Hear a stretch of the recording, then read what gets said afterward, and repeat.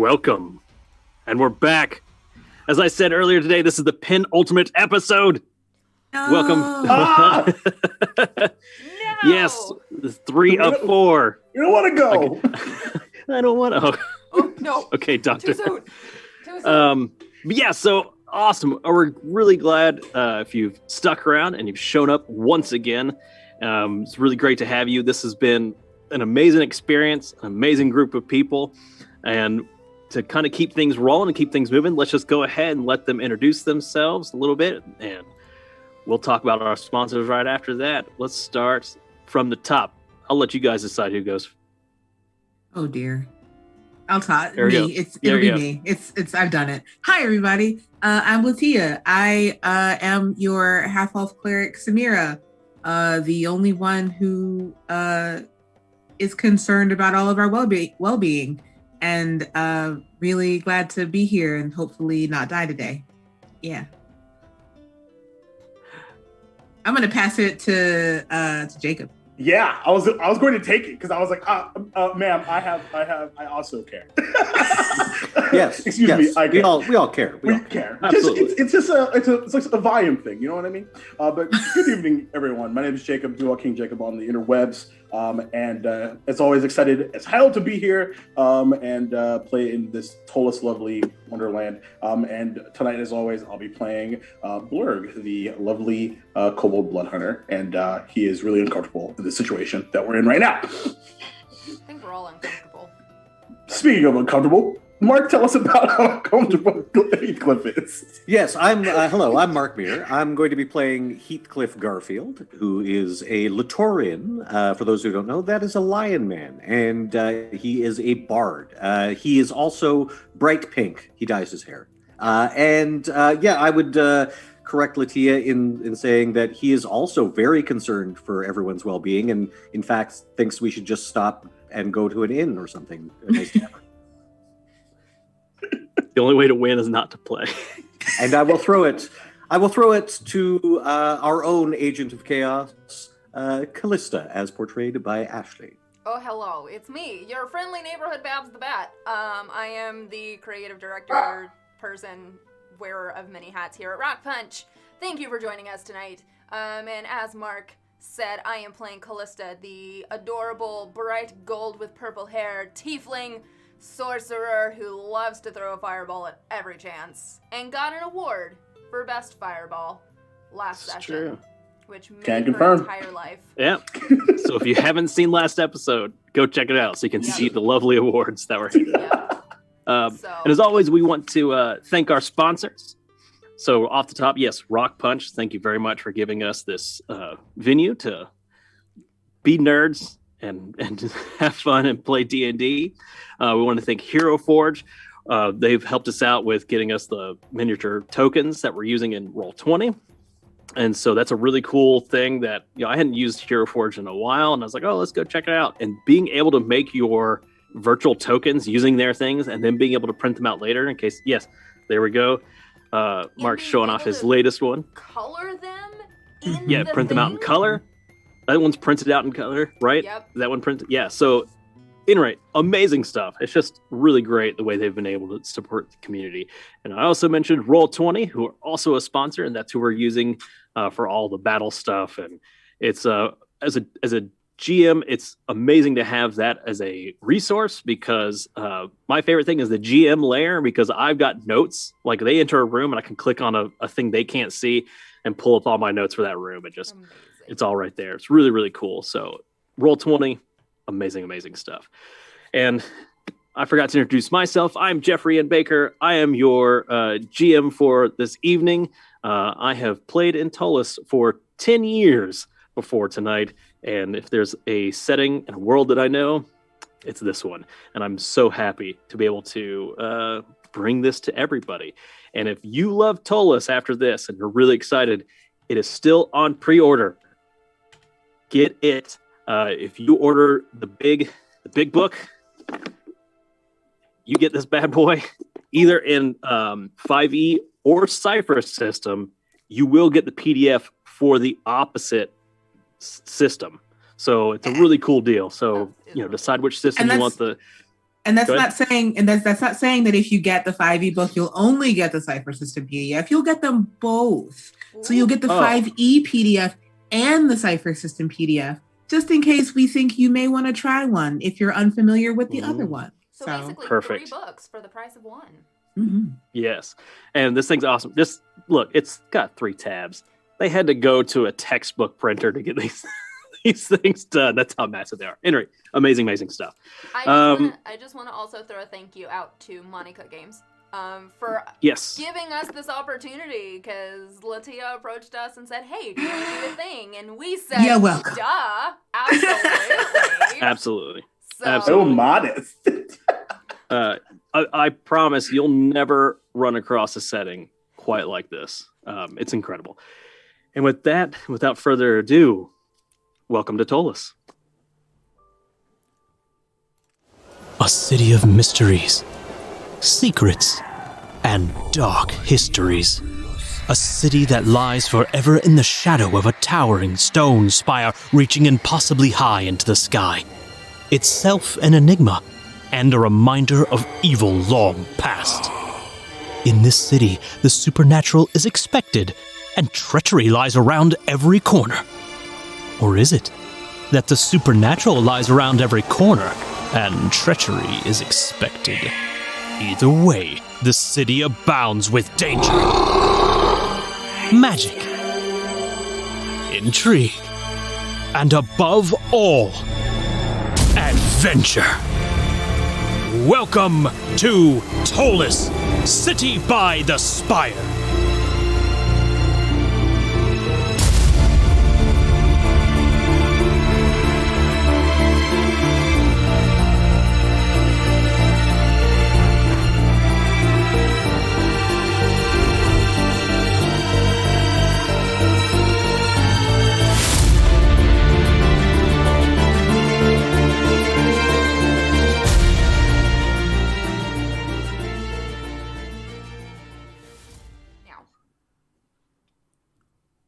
So, Heyo. at the top of this, I would like to say there is a trigger warning coming up. If you have a problem or a triggering response to graphic gore, descriptions of graphic gore, especially against innocent people, innocent bystanders, please be aware of that, and we will have that show up in the chat right before it happens. So watch out for that. Where we left off with the Mutual Admiration Society, they had met a very unusual creature who runs an asylum by the name of Mahdoth, a giant singular eyeball with 2 little eye stalks, little dangly tentacles, but a very, very sweet creature, a being who was very helpful and gave them some information. He told them that he'd heard about potentially that there was a group called the Pactlords of the Quan that may have gained a foothold here in the city. The Pactlords of the Quan being a group that made of giants, aberrations, other kind of monstrous creatures of the deep, who have formed a pact to kill all humans, elves, dwarves, gnomes, and halflings, and in that order. Now, Mahdoth believes they were somewhere maybe up closer to in Midtown, and gave them a street that their paladin friend Kael'Rasent was last going to. So they went to go check that out. Entering this part of the city, they come into a neighborhood that seemed a little quieter than most parts of the city. There weren't people around like there normally were, and they were going through the back alleys when they came to a temple of Lothian, a church of Lothian. And there's many of those about, and so that's not completely unusual. But what was unusual was in the hordes of citizens that were missing at one point start coming out of the buildings. They're raising their hands. They don't seem undead, but they do walk in unison, their eyes glazed over. And they do say as one, "Get out, leave," as the group becomes surrounded. What would you guys like to do? They're slowly gaining purchase on you. Now, you said they are surrounding us, yes? Yes. So if we have the roll 20, I'd like to look at the battle map. You should see that you are surrounded by all of these various citizens of Ptolus. God. I don't got much.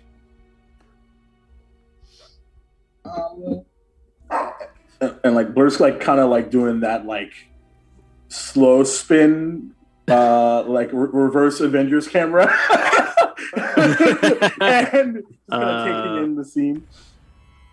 And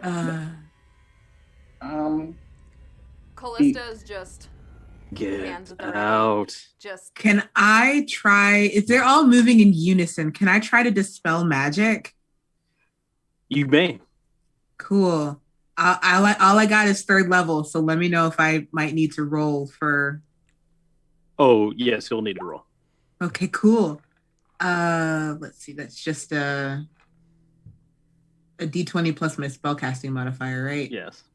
Cool. So that's wisdom. We'll see what that turns out.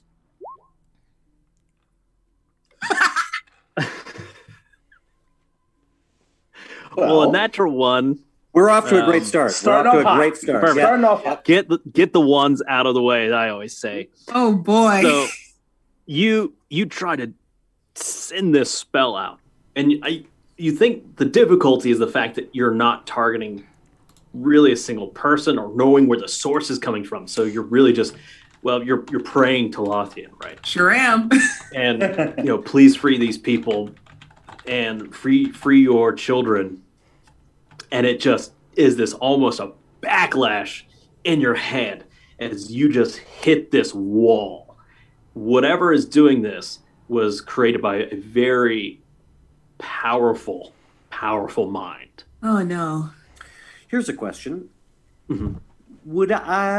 So Heathcliff pulls his lute off his back. Okay. And begins to sing, "Go to sleep, close your big bloodshot eyes, go to sleep, all you scary guys."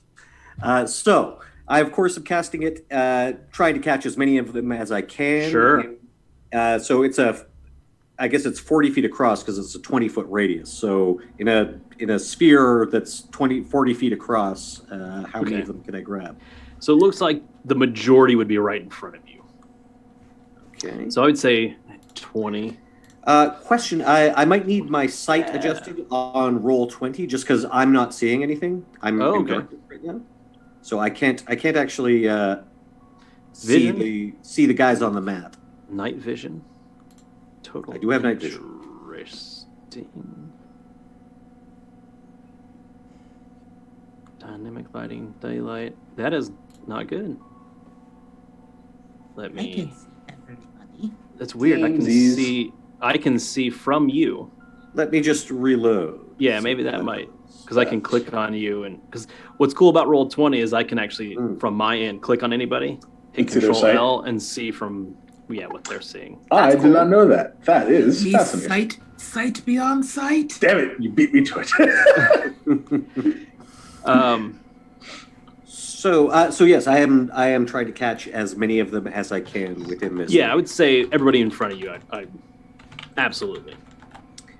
And I'm at the rear of the party. So are there people closer to me then, or? You have Blurg and Samira right in front of you currently, and then the majority of citizens. You have 1, 2, 3, 4, 5, 6, 7, 8, 9, 10, 11 citizens in front of you. I don't think I'm not going to get them all. Let's face it, but I'll get some of them. Yeah.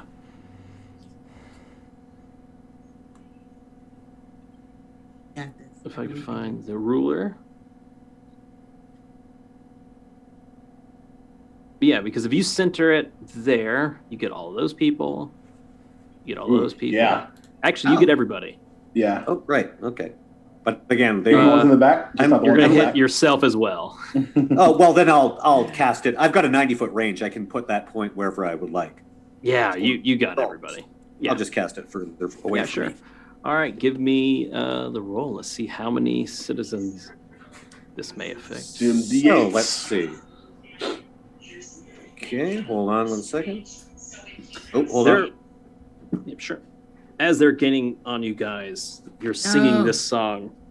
Oh, something happened? I was just yelling no. Oh.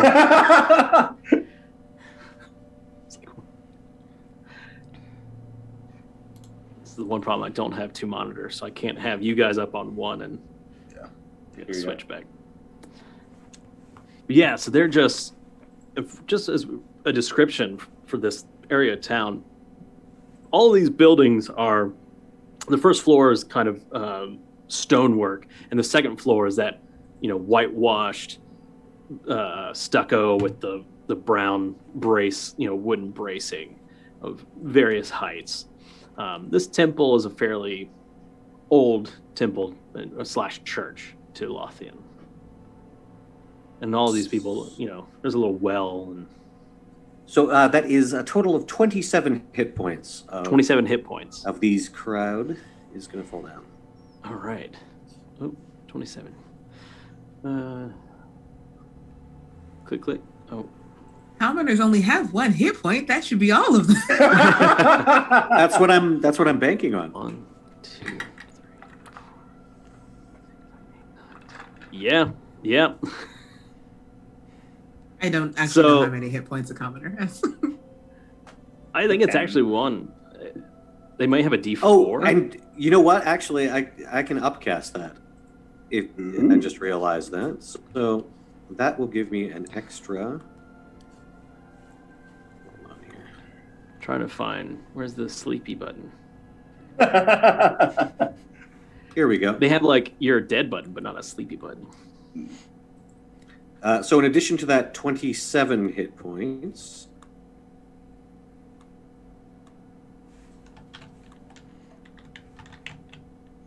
oh yeah, okay, another 21 hit points. So wow, a total of 48 hit points. Jeez. Well, the first one did it. Okay. Heathcliff wasn't taking chances. Put some stack on it, you know what I mean? Really wanted to make sure. So yeah, all these people they're all, and they all just. Oh, that's great. Everyone in the back behind you though, scream out, "How dare you!" And now we're gonna have initiative. Okay. Oh boy. Are those people also possessed? Or behind mind you? controlled? The people that just screamed, "How dare you!" Oh yeah. Yeah, they're all Okay. in that Oh, ridiculousness. I Initiative. forgot to select my token again. And then Heyo. That's okay. I'm never going. I'm so sorry. I seem to be having difficulties tonight because I cannot select Heathcliff. So shall I just roll a d20 and you can add me in manually? Here, I can do that. And then what's your I get +4 on any initiative rolls. +4, so you're at a 20. Ooh. Close is at a 19. What did you get, Samira? A 2. Put you in there. And then Blur got a 17. Blur got a 17. Indeed.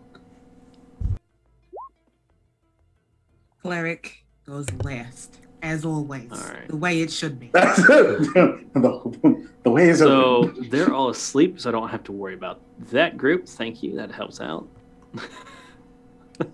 We're just making it easier for you. Yeah. All right. So that group goes there. So let's do. All right. So they're basically screaming out, "How dare you!" And they're enraged and seem to rush forward, where before they were, More passive. kind of passive, slowly, but now they're starting to rush. And let's start from the top with Heathcliff. Heathcliff just sort of does an expert pivot on his heel, just sort of like spins himself right around so he's facing the guys behind us, and goes, second verse, same as the first. Go to sleep, close your big bloodshot eyes, etc. And he is going to cast, he's going to upcast this as well. How many people are there behind us? 6. Yeah, maybe I don't need to upcast it quite so much. Let's still be safe. Let's be safe. And this will be 7d8. Ooh.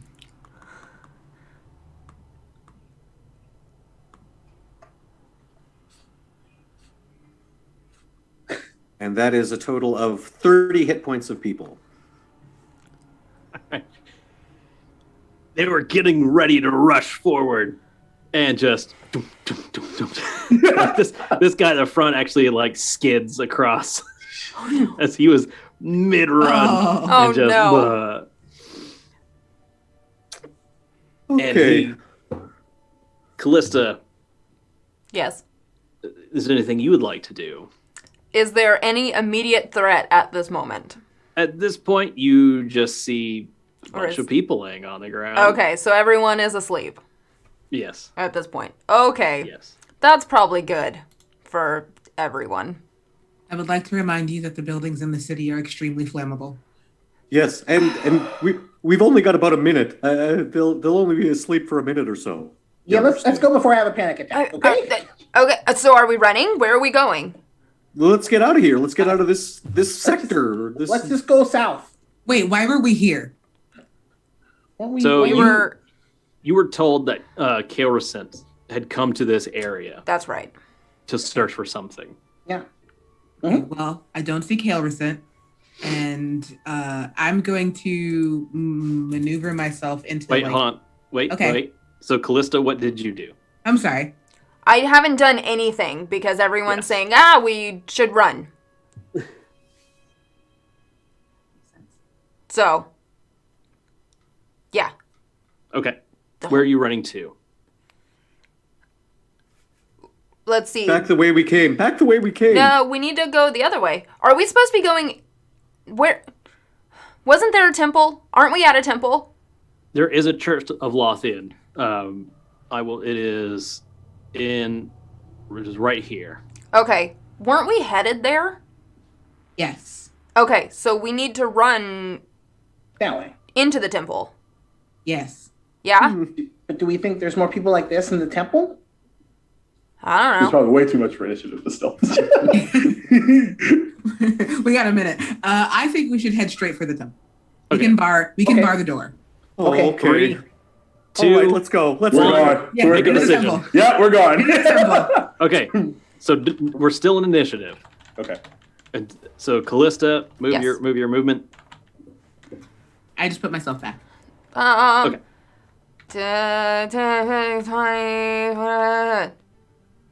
Can I dash? Yeah, I could take a double move, Okay. but stop right at there. Okay. I will move you back to where you get to, and then I'll describe what you see. Perfect. Wait, damn it. So you get to there, and right as you get up to there, your movement ends as this other creature's coming out of the door. Oh, dang it. Oh, It has Oh. a singular globular eye, spines coming off of its back, sharp fangs and claws as it comes up. You see this dangling object around its neck, and it's like, "You must leave. You're not supposed to be here." And as he's saying that, the people laying around, in a dreamlike state, everybody's mouth is moving, as if they are in their dream state trying to speak and say what he's saying. Guys, this is really creepy. Let's do what Mr. Eyeball says. So he comes up and he would like to take. Yeah, he's just going to come up and just go away. And he takes 2 claw attacks at you. No. At First claw attack. me? Yes, because you're right in front of him. Okay. Does a 12 hit? No. No. Second claw attack. Does a 22 hit? Yes. For 7 slashing damage. Okay. So he has these big, massive paw-like hands, but with these claws on it, and he's again just a singular eye, and it seems to gaze into your soul for a moment. He's like, and he takes that, and he attacks you twice. All right, Blurg. Okay. Yeah. So he went from all right, we're gonna get away, right? And then So seeing Calista getting attacked. It's okay, I've got your back. And I was going to use his bonus action to strike the back of his bow, and it begins to glow. Oh wait, never mind. It wouldn't have helped. Oh, okay. I was gonna cast shield, but okay. It wouldn't have helped. And it begins to glow this divine kind of radiant like energy, and he'll go and fire at the eye of this creature. Okay. And what's cool is I have pack tactics, so I get advantage on this attack. So What? Yeah. Awesome, because it's something that I forgot to do last time. The first one is a 17 to hit. That hits, yeah. All right. And then second one is a is like a 23 to hit. So both of those hit. 17 hits, the 23 doesn't. Okay. It's opposite Dan Ptolus. Yes, they both No. Man, I froze for a second. I was just like, Nani? Sorry, go ahead. It's totally cool. It was really We're back funny. in Thaco. Right. Okay. So both of these, the radiant energy, as I Zelda light arrow towards the eye. That's going to be 10, 20. Wait, is that right? 10 plus 6. Yep. So 22 points of piercing damage, as well as Is the number high? Of course it's correct. Yeah. All right. Exactly. Plus an additional 11 points of radiant damage. That's total. Wow. That's everything. Yeah, both of those. All right. So you notch this arrow. You're pointing it at the eye, and it lodges like, if you look at my eye, it hits like right in there, and just like, and just embeds itself, and it's just like, and it's screaming out its pink tongue, just, and just blood is starting to pour down its face, and it's clawing at it, trying to get that arrow out. So the citizens, do they get a check at the end of their turn to wake up, or is it they're out until? They're out for a minute, I believe, because there's not they didn't get a saving throw the first time. Okay, just making sure. However, I got to put this on the token layer. Behind the eaves were people up top, out of line of sight, or line of effect, I guess, be the way to put it, that come up over, all wild-eyed, just the same. And they seem to have, like, these were strapped with buckets, with stones, and they began just like throwing down, raining down stones on you guys. Oh no! Rude. Oh, by the way, I took 5 points of damage when I activated my Crimson Ray. Just so you know. All right. So I'll make it a little more obvious that he's up there. So yeah, so they just start like coming up over the tops, and they're just throwing down stones. This will just be a single roll. It's a kind of an area effect kind of thing because they're just like randomly just lobbing things. What? So just make if everybody could give me a dexterity saving throw. Happy to. Yeah. As I roll Get that. So, never mind, I'm not happy. Where were you when I needed to dispel magic, you natural 20? Yeah, that's an 11 for me.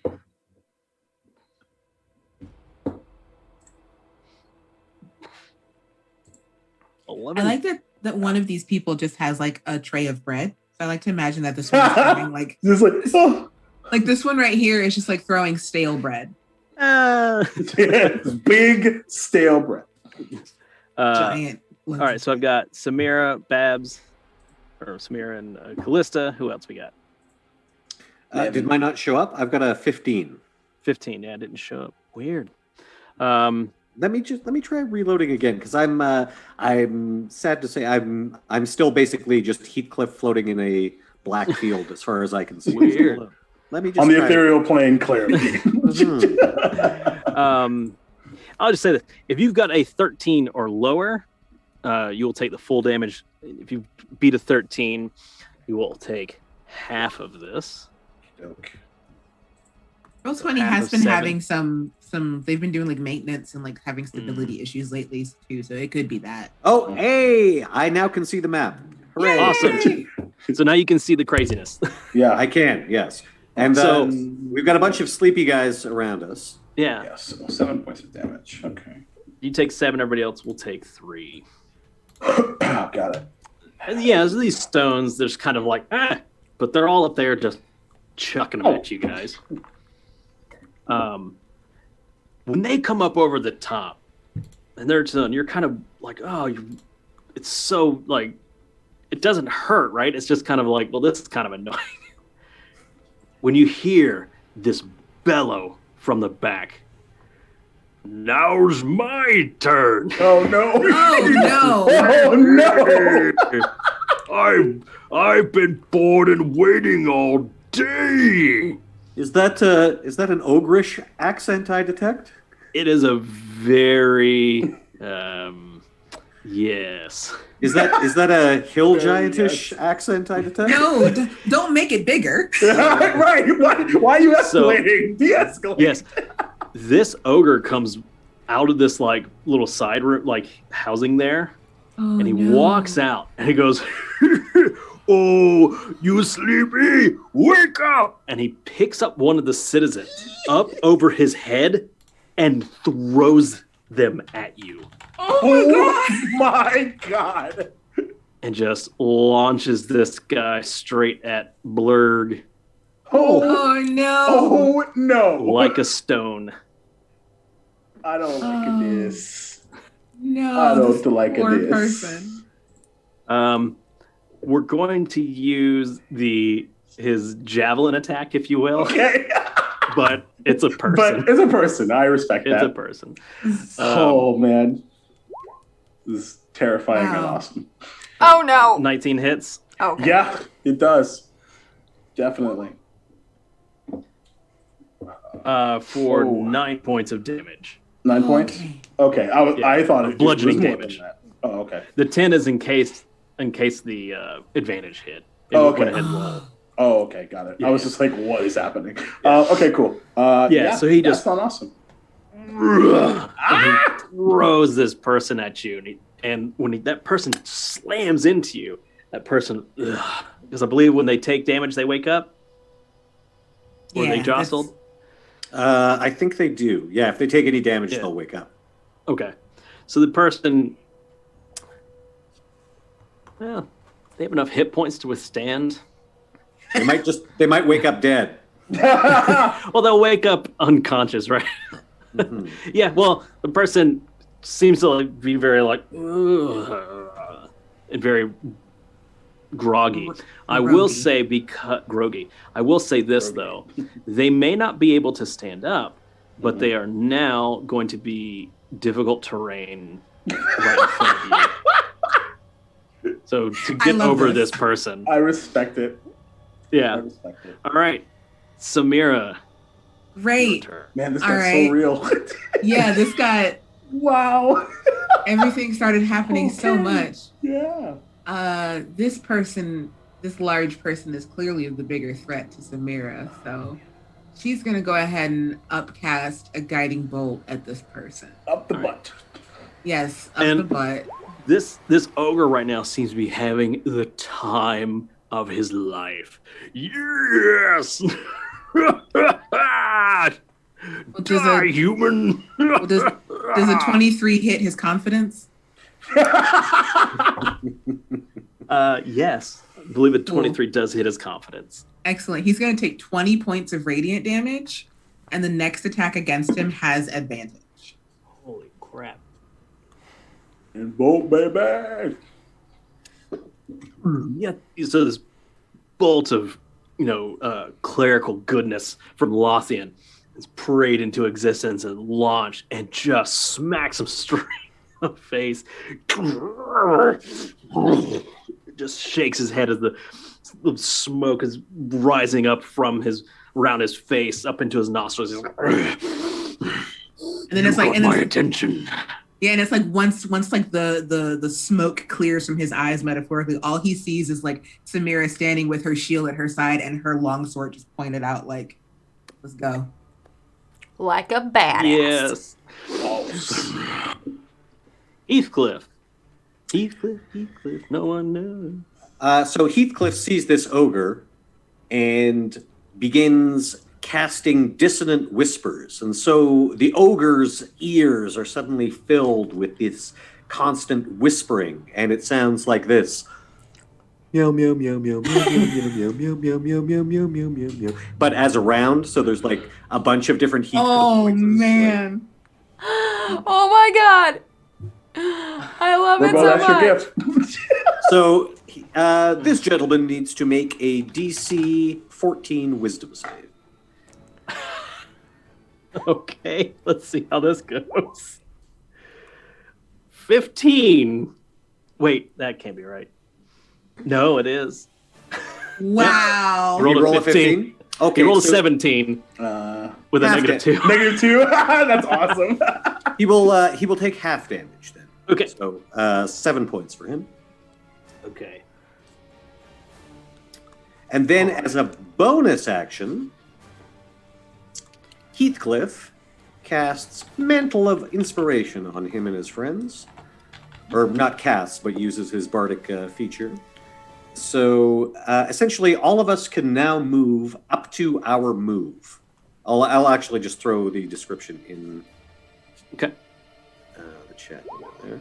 So it's going to counteract any of the negative, the difficult terrain. Is that Difficult terrain, yeah. And we also do not provoke attacks of opportunity. This is your reaction as well. So if you take this movement, you don't get a reaction for the rest of this round. Yes, and you all get, I believe, 8 temporary hit points. Heck yeah. Yes. I'll take that. You said 8 Oh, no, temporary I'm sorry. hit points? 5 temporary hit points. Ah. I'm thinking of my higher level bard. Ah. Cool. I'll move I there. can use it because I am hurt. That's diagonal there. 6. So I'll move there. Where do I want to go?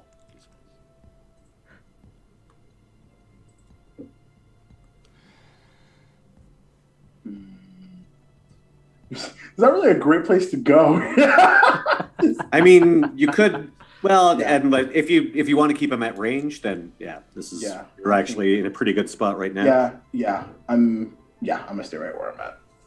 I like the mental image of Samira just like pointing her sword and then like Naruto running up to this guy. I mean, 100%. Heathcliff is actually he's gonna use his to sort of tuck in under the eaves so he can't get hit by any rocks. Sure. Good idea. Absolutely. Nice. Actually, that's I'm 100% gonna follow your lead on that regard. Yeah, dude. Seeing that, like after like the panic is now settling in, the adrenaline is starting to go. Like, oh yeah, that's a good idea. Perfect. All right. That's your turn. That is my turn. Action Okay. and bonus action. Callista. All right. So you said we don't provoke attacks of opportunity? You don't provoke attacks of opportunity on the move that you just did. Like you can move up to your move, so you could disengage from someone without actually disengaging, that sort of thing. Okay, cool. But now you're on your own as far as attacks of opportunity, if you've already resolved that motion. Okay. So can I move away from this eyeball creature? Sure. Right now, Yeah, without provoking an attack of opportunity? Mm-hmm. Okay, perfect. Okay. And now Callista can see the ogre on the map. Awesome.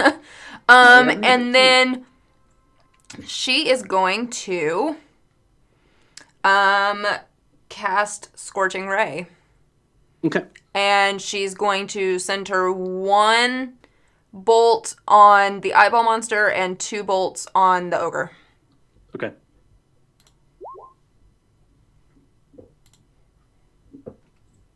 It's a 13 to hit. Does that hit? Oh, I was asking you. Is that okay? 13. And the creature with a singular eye seems to see it coming and dodges out of the way. The ogre is huge, and he's seems a little bit more too interested in Samir at this point, and it just slams into him. And he's so the damage on that. All right, and then 6. yes, if the 2 bolts hit, then that's 6 apiece. Okay, so then for a total of 12. It missed. Yeah, it missed the eyeball creature, but it hit the ogre twice. Oh, 2 per. No, it's 3 bolts total. So 1 went to the eyeball monster, 2 bolts went to the ogre. Got it. Yeah. So 12 total against him. Yes. Okay. And then I'm going to use a sorcery point to do Quicken Spell and cast Fire Bolt at the eyeball monster that decided he wasn't going to just be a team player and take the fire damage. So. Oh, whomp! Well, that was a 1. The firebolt goes wide. Hits one of the buildings. Okay. Not the temple. Not the temple. Hits the temple. No. Okay. And starts to crackle against the wall. Okay. As a small little ember catches. Okay. It starts to flame up. Okay. And while it does it is kind of misty, a little bit of rainy. It's right under the eaves, so it's protected from the rain as this ember is slowly burning. Okay. The singular-eyed creature shakes its head. It takes that arrow and rips it out. I must protect. You all must die. As it rushes forward. Rude. He's a rude boy. And he comes up again with these 2 claw attacks. Just tries to bring one down on your head. 7 will miss. Yeah, it will. Second one, he's trying to just grab you by the face. 11? That misses. Okay. You're just it's the blood and it's singular eye. It can't see very well. You're more focused on, trying to just take care of everything. You're easily able to dodge this guy. He's just he's wild. Keeping an eye on the fire over there. Yeah. Oh no, there's a fire. Give me not a surprised perception check, if you will. Okay. 16? Yep. As his paws are coming at you, you're focused on him to dodge him. Mm-hmm. You notice on one of his paws, he has a bone ring that's fused to one of his fingers. Does anybody remember one of those bone rings before? From last session. Can we see the bone ring or only Callista? Just Callista. Okay. We'll get to it later, but I just want to put that out there so you guys can start kind of thinking about it. Okay. Out of play thinking about it. So you notice that. Blurg. So I'll kind of peeking from around the corner here, just so I could get some eyeball guy. And it's like, you're not going to need protection when you're dead, and he shoots. Love it. And because he moved up, I get pack tactics again, which doesn't matter because I rolled a 2 and a 1. Oh. For 13 to hit. 13 to hit may actually. Really? No, that does not hit. Sorry. Okay, well, that's okay. Second one is a 29, a lot better. Yes, So, that one. That one was a little bit better. About. Yeah. And so like the radiant energy is still kind of surrounding him, like almost like as a column. And the first one just goes, I guess, too high, and the second one is going to be 8 points of piercing damage and 4 points of radiant damage. And 4 gives me the 12. Yep. And then he'll look at the ogre and reach out his left hand and say, "I would like you to not get any closer to me, please." And he'll use Blood Curse of Binding on that one, on that guy. Okay. And even though I'm sure he's very strong, maybe there's some ones for you out there. So it's a strength saving throw, DC 11. So, first of all, okay, we'll get to that in a second. Okay. Strength saving throw for the ogre. Uh-huh. Is that what you said? I did. All right. Oh. 12. Close. So no, it did it no worky. So okay, it's he's this huge, just born with muscle, right? And it just kind of shrugs that off. Mm-hmm. However, that first attack against this ocular creature, you send it out there, and it's like, yeah, it pulled that one arrow out. It's attacking wildly. It seems like it's going in for another attack, and you just catch it right under because you're a little bit shorter than it, even though it's pretty short. Mm-hmm. You catch it right up under the jaw, and just out the other side. It's like, it just hits the ground. Excellent. Can't believe that worked. All right. So you do that. You're like, I can't believe that worked. When you hear another. No. Don't want.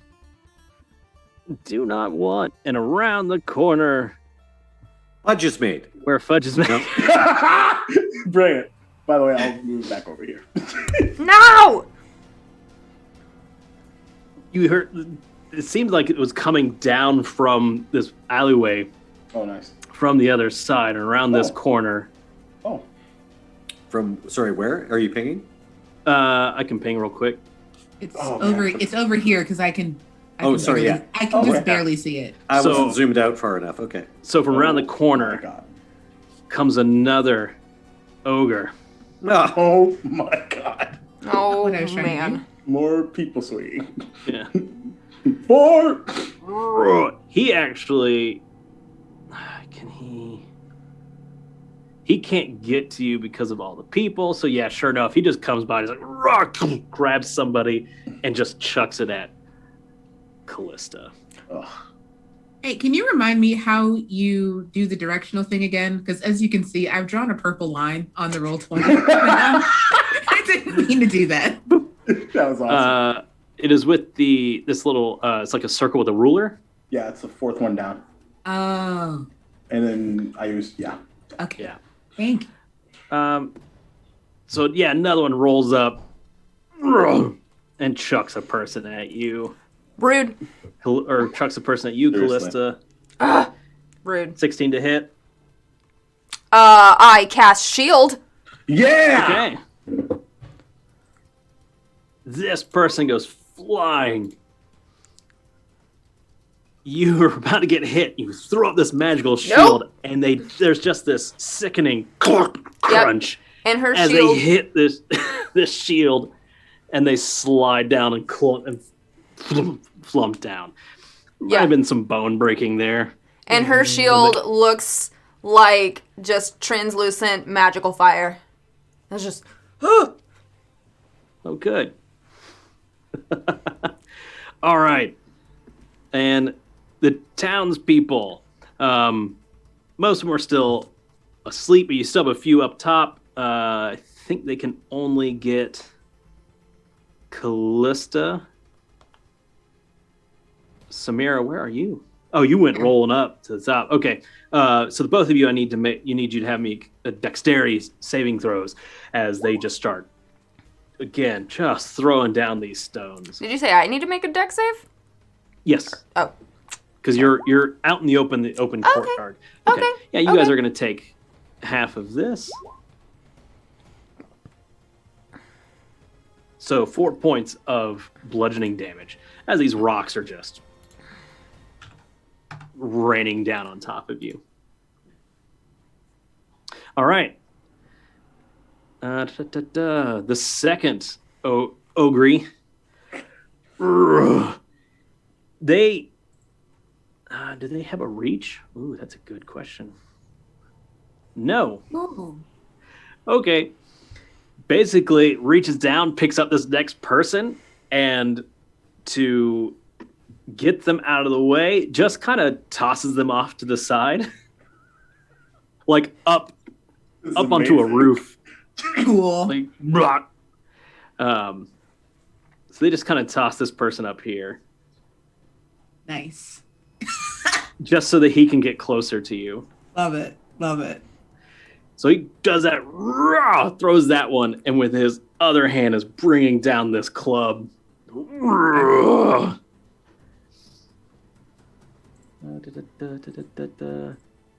And we'll make that attack. That is a miss. Oh, 12. All right. He's kind of thrown off his balance because he's thrown what's that Scottish Highland game where you like toss a the logs or whatever. Yeah. And he's trying to hit you with that club, and he's just kind of off foot, and he's all right, Samira. Well, almost as in reaction to his club hitting my shield flashes, and a 15-foot radius of ethereal creatures appears around me as I cast Spirit Guardians. Yeah. So I am designating only the ogres Okay. to be affected by it so that I don't harm any Sure. civilians, possessed or no. So 15-foot radius around me. They look angelic. You know what? They're flumps because they're always flumps. Always. Always. An affected creature's speed is halved in the area, and when a creature enters the area for the first time or starts its turn there, it must make a wisdom saving throw, and then I roll that damage. So on the next time the next time they have a turn, they'll have to roll that wisdom saving throw. Okay, good, because they both rolled 2. Well, we can take those, and then I'll just roll the damage on them. That's fine by me. I rolled it. Let's keep it. Yeah. All right, Heathcliff. You just hear this, scream around the corner, and then see a human body just like boom, land and smack into the shield in front of Callista. Well, I can't really see what's going on from where I am, but at the same time, I don't want to get hit with rocks. So, as Heathcliff casts invisibility, he goes, "Exit, stage left," and Pursued by a bear. he's invisible now. Look behind, like what? Can one of the flumps chase Heathcliff? Exit Sure. stage Wow. left, pursued They by a bear. can't see me. Wow. They can't see me. I love it. And then he uses his move. 1, 2, 3, 4. Okay, just wanted to see what's going on. So we got an ogre there and an ogre there, right? Okay. Is everybody where they want to be spatially? Should I cast a Mantle of Inspiration again? I mean, who are we to say no? I might want to save it though, because it cost me Bardic Inspiration to use it. You know, I'm fine where I am. Me too. Yeah, let's see here. Okay, so I'm going to actually use the rest of my move.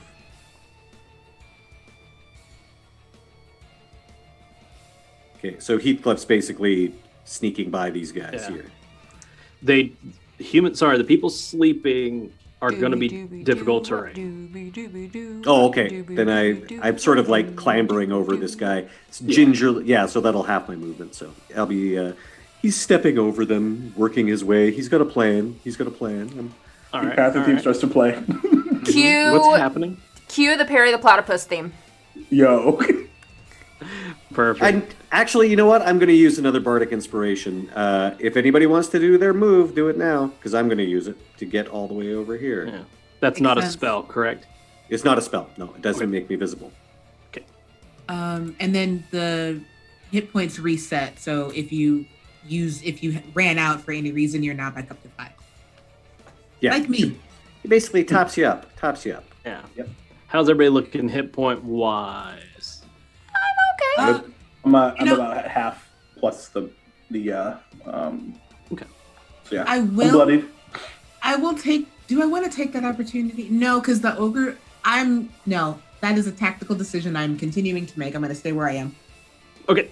Just a question, Jeff. What is this right here? Is this a well? Yes, it is. Okay, great. Perfect. That Yep. might just work out for what I have planned.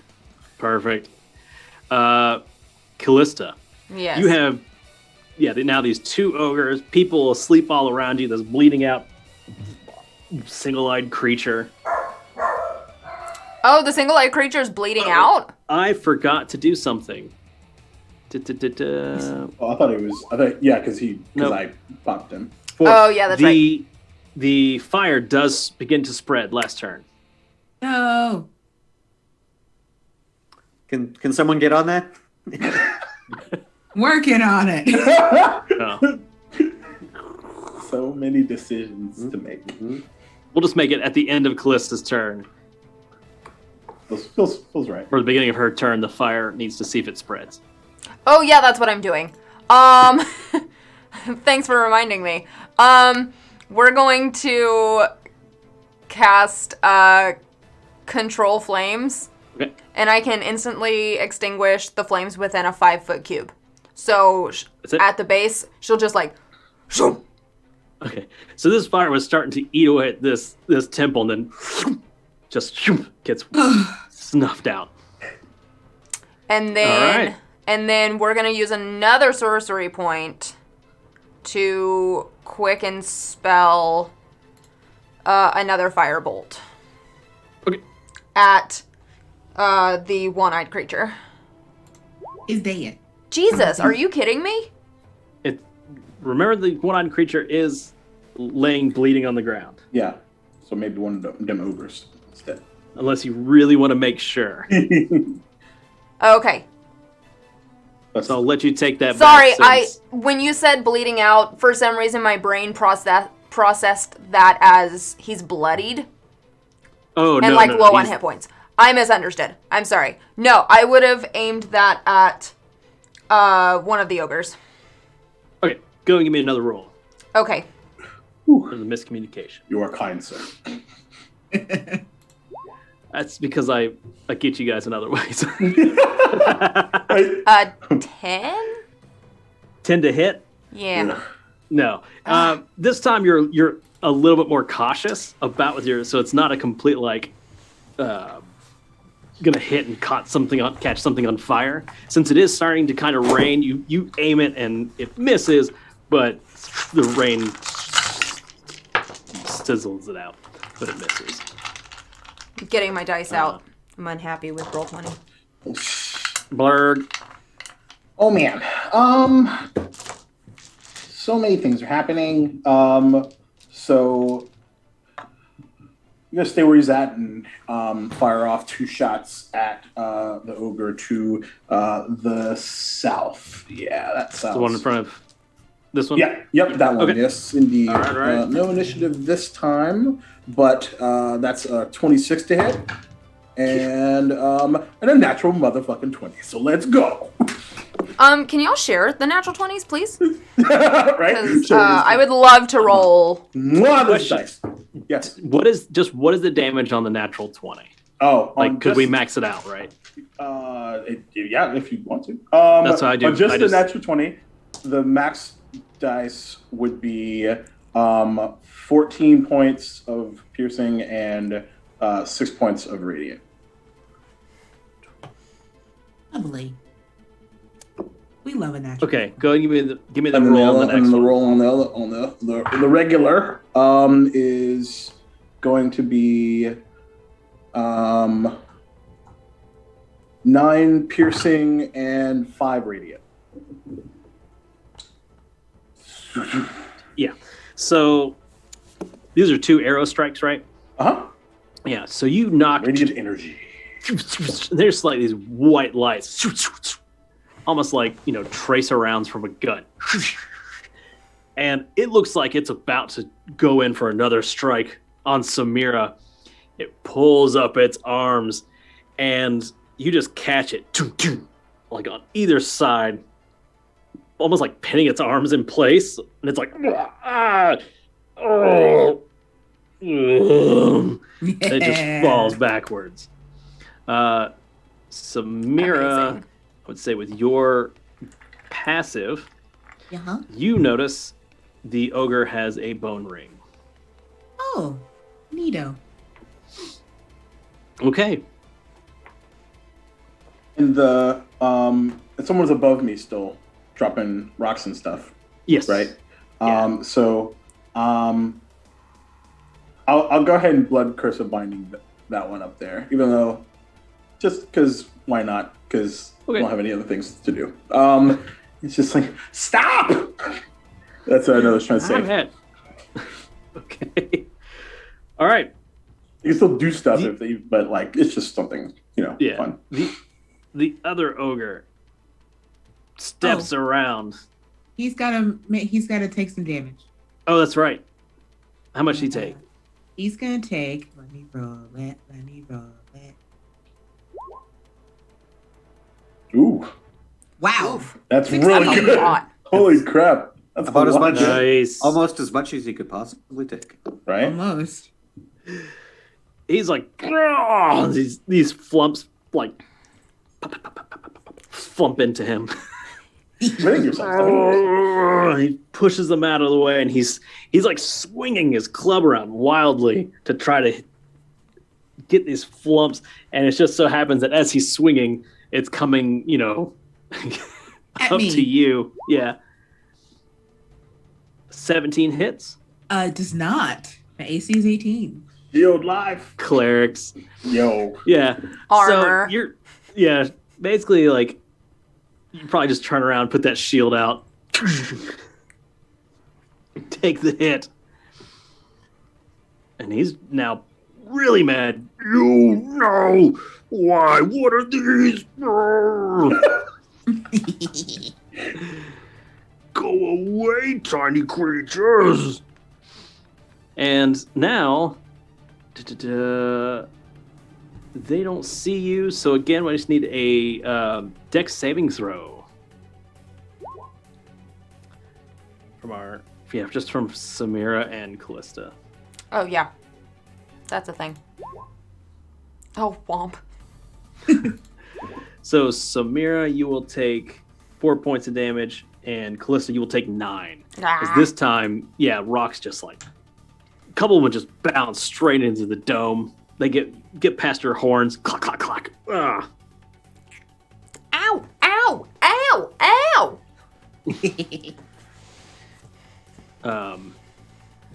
That makes it my turn, don't it? As you're kind of like huddled down, Callista, go ahead and give me another perception check while I fix this dumb thing. Gosh. Callista's not rolling Roll great. 20 is Okay. has abandoned us. Yes. A plague upon us, apparently. So I'm busting out my Callista D20. There you go. And that's what we're using for the rest of the night. I mean, yeah. I dig it. Okay. That one is toast. Samira. All right. Yeah, I'm gonna pivot. Well, I have pivoted because I had to block the pivot. I had to block this guy with my shield, and I'm just gonna longsword him. Just gonna longsword him. Just gonna longsword him. I'm going to. It hits. Yeah. Oh, nice. These guys are really easy to hit. They're just big. Big ogres, yo. Yeah. They're not even really wearing much. Confident. So 7 damage, and then I'm going to use my War Priest ability to make another weapon attack. Ooh, War God's Blessing? No. Just my War Priest ability. I can make a bonus action attack when I use my attack action. Oh yeah. Okay. So that's just another longsword. Yeah. Doodly do. Yeah. Our clerics are awesome. 4 points. Okay. 11 magical points of damage total. So yeah, you pit around, block with that shield, and then right after you block, you just come up with your longsword. It's just like you slash across his chest, you open him up, then you come across his belly, open him up again, and he's just like, "What is happening? Humans are tiny, miserable." Heathcliff. Rude. Question. Now, if I use a magic... You know you're a half-elf. Yes. If I use a magic item to levitate, that won't break my invisibility, will it? It's either an attack action or casting a spell. So it is whether or not it is an action to cast to cause the levitation. No, I think it would be, actually. But you know what? I can do that because I'm around the corner, or if I just made. And I am... So basically, I want to sneak up on the guys that are up here on the roof. So basically, like levitate up to probably about here or so, just to get up to here and like sneak up behind them. So I don't have to be invisible because I'm shielded by the wall, essentially. Yeah. These are very steep roofs. Oh, now I'm on top of it. Never mind. So I'm basically up there, sort of like just peeking over the edge. Yeah. Okay. And what can I see? Those guys up there, I assume they're still checking rocks down, right? Yeah. Just mindlessly. And it looks like, these things were heftily strapped onto them. Like, they're weighed down. Somebody put this on them. Okay, I think a first level sleep spell should be enough to take them out because there's only 2 of them there, right? Yeah. Okay. And obviously, I'm centering it so that. Oh, actually, here's a question: could I get any? Well, probably wouldn't. Well, actually, does it work on current hit points? Like, could I catch the ogre in it as well? Yes. So basically, it starts with the lowest number of hit points. Mm-hmm. It works its way up. So there's. I'm sorry, I just moved there so I could see what was going on. So there's. So I could cast it so that it catches both those guys and the ogre. Yes. Cool. It doesn't look like you would catch Samira if you put it out, like say somewhere around here. Sounds good. That's what I will do. Okay. All right. It affects 18 hit points of people or things. Okay. It gets the 2 citizens, but the ogre, he seems to be too healthy currently to be affected. So from up top, you guys hear that same "Go to sleep, go to sleep." I love this song. They go to sleep. They pitch over. Yeah. And slide down. One land on me. I was trying to take him down non-violently. I'm not the bad guy here. Gravity is. And they will. Yeah. I mean, they're both going to take, what, a D6? Yeah. Well, but aren't they? They're landing on the squishy bodies of their friends, so maybe they'll take a little less. Fair. So the ogre half a breaks. D6. The ogre breaks this guy's fall. So that's great. This guy, unfortunately, he lands next to Samira. Yeah. Awesome. Okay, Oh, doesn't outright Samira. kill him, but he Excellent. does. Well, He that's just good. slides off. So Samira, you're fighting, and all of a sudden, this body just. What? Oh my What is this, a Guy Ritchie movie? What the hell is going on? The other one slides down the roof and bam, hits against the ogre and yeah. Been trying to Amazing. Get this first time. Utter insanity. Oh, I love this game. He pops over this way, rolls off, and lands there. Okay, but he's unharmed but asleep. Excellent. Callista, Yes. what would you like to do?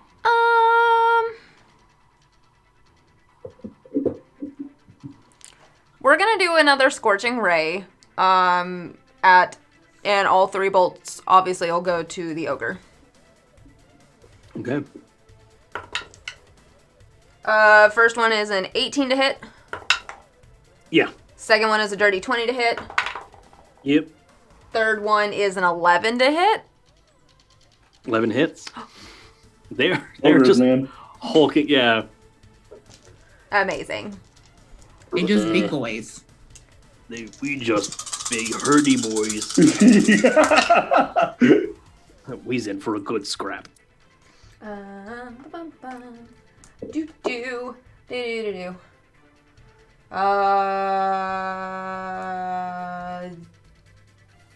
22 points of damage. Total? Yes. From all 3 bolts. All right. This thing, it's got its back to you because it's really focused on Samira. And this all just slams into us, leaving huge burn and scorch marks and skins bubbling up. And it's turns around wild-eyed to you. And you've got its attention. Great. All right. Awesome. Blurg. Okie dokie. So, kind of still annoyed with the one up above me. I will, round 3 or 4, whatever it is, of my, doing what I do best, baby. So I will fire at will. Because the other ogres. Poor down, Will. right? What did he do to you? Nothing. You're firing I at mean- Will, and I'm just. Oh, well, to be fair. He's asleep on the ground. Poor I guy. mean, he should have been named Bob. Bob, he would have been fine.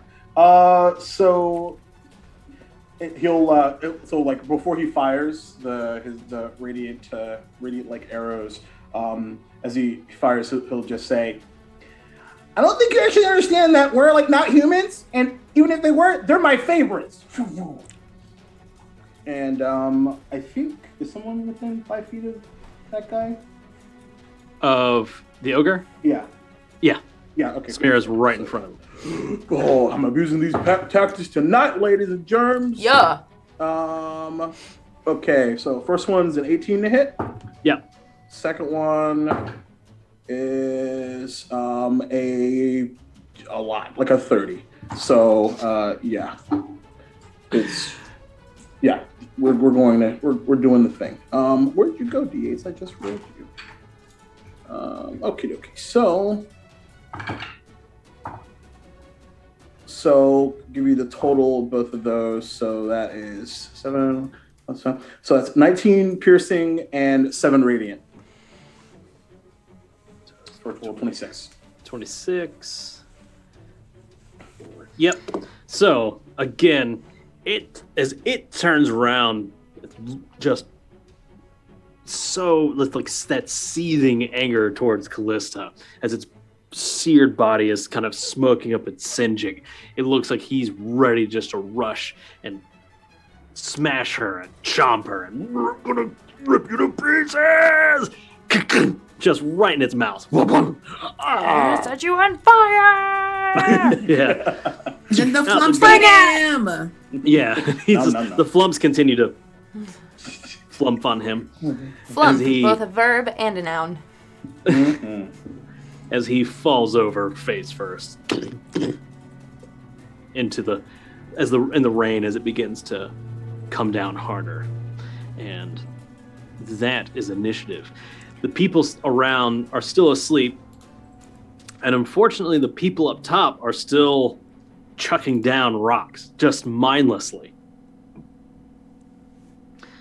I'm going to assume you guys are good. Should I do something about those guys? Because I can. I think if we get into safety, we should be good. But also, 1 second, please.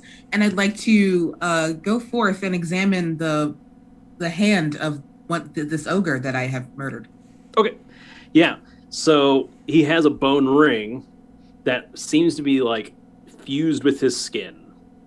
Like it's like skin then bone then skin again. Can I cut his finger off? Yeah. What are you doing over there? Oh my gosh! Oh, why are you doing that? I have a hand axe, so I just take my hand axe and I'm just like, Go ahead and give me another dexterity check. sure. Just a straight check. Okay. Yeah. Well, Heyo. a saving throw. Sorry, a saving throw. Oh. Saving throw. Okay, so then Because that's it's the same thing. I don't have anything to my saving throw. Okay. It's a 19. So as you're doing this, your rocks are still coming down, because you haven't done anything with these people just Correct. yet, unless you want to retract. No. I don't know. No. Okay. This is fine. Okay. 4. You take another 4 as they're kind of like. Okay. So I'll actually let's try something different, and I'll actually take the arrow and I'll flip it and fire it backwards. Stop! And Heathcliff, you can give me an Arcana check while all this. That's what's funny. Oh, that's what you rolled? Yes. Oh my god. To hit this poor person with the back of an arrow? Yes. Oh my god. This is dice, baby. The Mwah. one right above you? Yeah, right above me. Just All right. And y'all yelled at me for using fireball. I know, right? It hits this person, and it's enough, we'll say non-lethal damage, right? Sure. Yeah, of course. That she stumbles backwards and slides down off the roof, and you hear the telltale sign of a body falling off a roof. I'm gonna try to catch it if I can.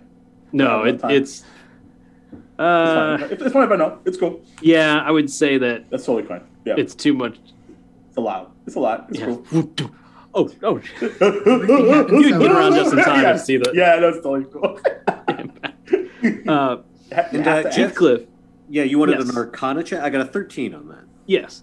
So while you're kind of surveying and thinking about what to do, you notice on the ocular creature that's laying down there, that necklace, it's pulsing a magical blue glow. So Heathcliff levitates down to the eyeball dude. Mm-hmm. What do we make of this, everyone? There seems to be some sort of glowing thing going on here. At this point, the people run out of rocks, and now they're Okay. just doing this. Yeah. Oh, well. Yeah, those are. Really sad. Constantly. Maybe if you take it and maybe you can get them to stop doing whatever this is. Heathcliff, waves the necklace around. Go back to your homes. So you pick it up, go back. Nothing seems to happen. You have to destroy it. Is there a gem or anything on it, or? Basically, it looks like just a small piece of wood that's been carved into a little brain. Huh. And the glow that you see is more of an arcane, like you have to be in tune to arcane magics to really Samira? kind of see it. Samira, do you want to try dispelling this? Would that I could. Would that I could. Oh, right. Hold on, maybe I can. I cannot. Maybe you should just hold on to it for, if you focus on it a little bit, maybe you get to know the ins and outs of it, maybe you'll be able to. Okay, well, let's get out of here anyway. Let's get to the temple before more of these people show up, or those ones get more rocks. Yeah, that would be smart. Yeah. Okay. You can barricade the door, etc. Okay. So you guys are about to enter the temple? Mm-hmm. Okay. There's a message on hopefully in chat that'll pop up here in a second. You guys enter the temple. Let me turn off this music. Sorry, So- that's in Zoom chat? Sorry, no, this was for chat. Oh, for chat, right. For chat. So as you guys, just kind of give enough time for that. As you guys enter this temple, you basically enter into a temple that is, for lack of better, it's the only word that you can use to describe it, completely desecrated, just vile desecration. People have been strung up, nailed to the walls, to the pillars, eviscerated in mock worship to Lothian.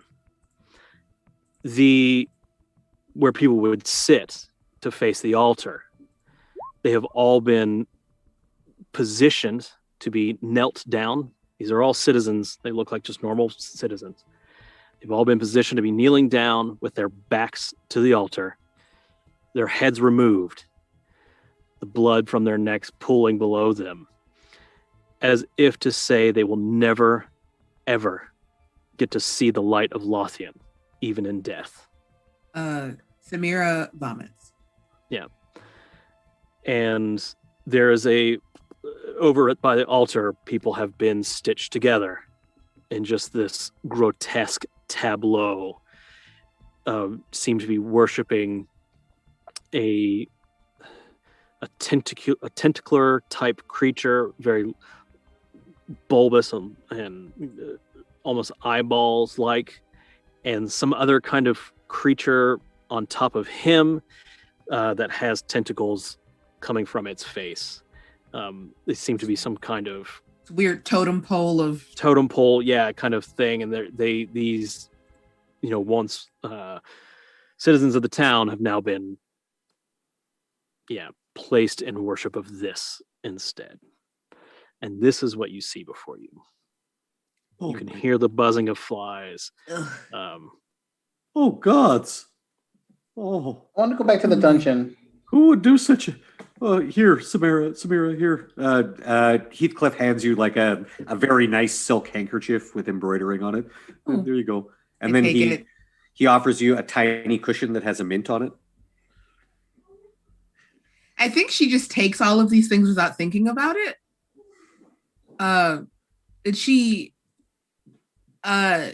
Once I actually rolled a Constitution saving throw to vomit. I saw that. Sure. Very clever. Once she's gotten over the kind of shock of, it's terrible in here. She's going to walk further ahead because this is against everything that she stands for. And you see her kind of like look over all of the bodies and just, they're definitely beyond saving. But she's checking their hands. Okay. She's still got this ogre's finger in her hand. Sure. But she's checking hands to see if there are any bone rings, and then she's gonna go up to the mockery of this altar and see what she can make of it. So none of the people in this that you come up to have these bone rings. That's cool.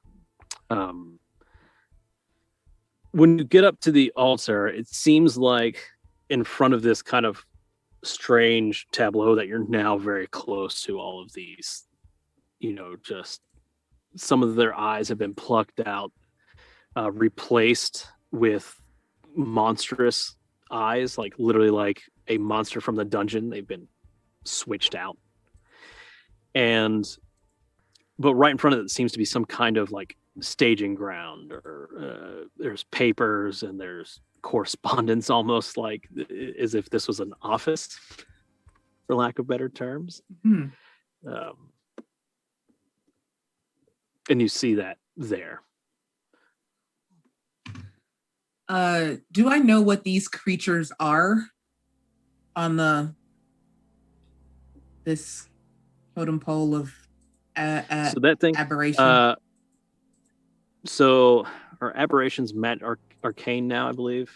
So if you can give an arcane check. Well, the multi eyeball thing looks a lot like Mahdoth. So yes, but similar. The difference is similar, but it has more of those things.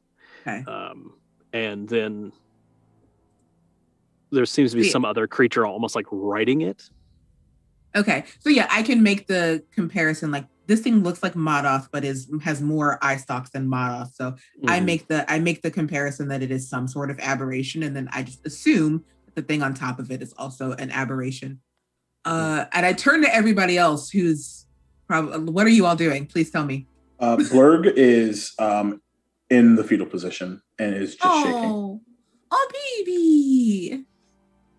When I see that, I'm actually gonna go over to you and rub your back and be like, it's okay. Is this what this is supposed to be? Is this what Ptolus is? No, it's not like that at all. There's like very nice restaurants and nice theaters usually where I hang out.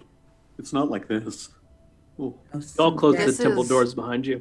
Horrible. Or keep them open. Close them. Okay. We have to inform the authorities. We have to tell someone. Dum, dum, dum, on the temple doors. From the inside? No, from the outside. Oh God. Okay. All right. No, we're inside. That would be troubling. Yeah, That's invisible true. That's hands. true. Oh. Yeah, so you've got all this stuff in front of you. Are you checking anything? Do you want to research or? I think now hearing that the people outside have woken up and are banging on the doors, Resident Evil style. I think I just want to grab all the papers. Okay. And are most temples kind of constructed the same way? Like, do I know if there's like a back entry, a back exit, or anything like that? There's generally some kind of like priestly, dwelling. Whoever the priest is that was stationed there would have a little small dwelling, and you could probably have a back door out that way. Okay. Yeah, I'm gonna scramble as many papers and documents and stuff as I can. Can you all help me? I don't want to be here too much longer, and this is very important information. Of course, yes. Yeah, Callista will help gather up papers. Okay. Yeah. You guys scramble to get all that stuff together, and the pounding becomes more incessant. One of the stained glass windows shatters through as these people are trying to mindlessly, now almost lost, because there's no direction coming into their minds anymore, as they're just now on a single track, and they're trying to come and get you all. And you rush out the back of the temple. And that is where we will take our break. Oof. Yeah. Yeah, we need one after that. Boy. Oh, boy. Ew. Oof. Okay. Let's get All some right. whiskey So- now. Right? Yeah. Woo! Wow. Good We'll see you horror guys build-up, in- though. Yeah. Very good horror build-up. Yeah. Wow. So we'll Great see you encounter, guys by in. the way. Thank you very much. That was was interesting. I didn't. Yeah, we'll talk about it later. Yeah. I will see you guys in 10 minutes. See you in 10. All right. Bye, everybody. Bye-bye. Woo!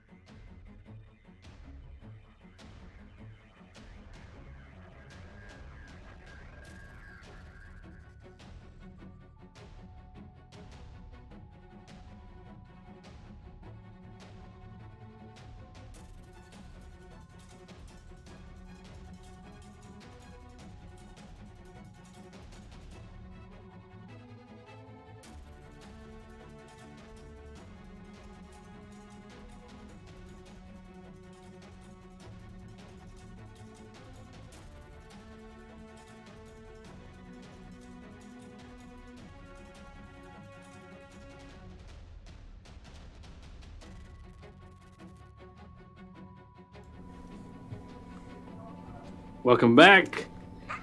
Hope you had a good break. We definitely ended on a very big moment. So where we left off, the citizens were still ensorcelled and enthralled. They found some documents, but felt there was no time to sift through it all, grabbed up everything they could, and went out the back of the temple, and are now headed where? Let's find out together. So what do you guys do?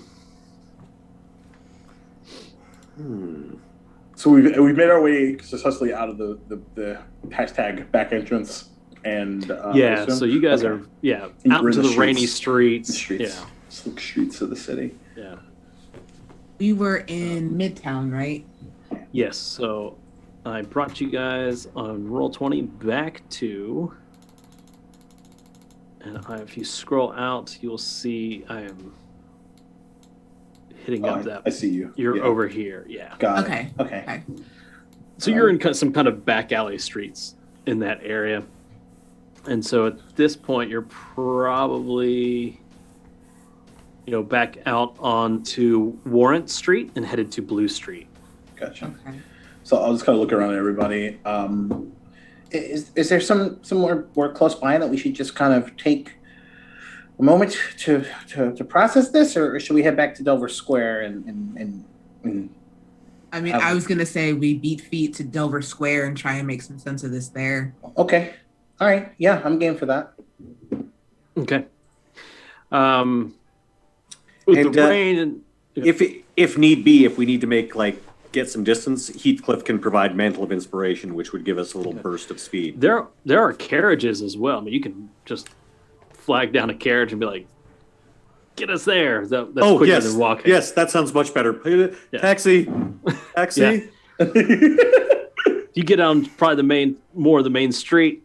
They come up. Yes, sir. How may I help you?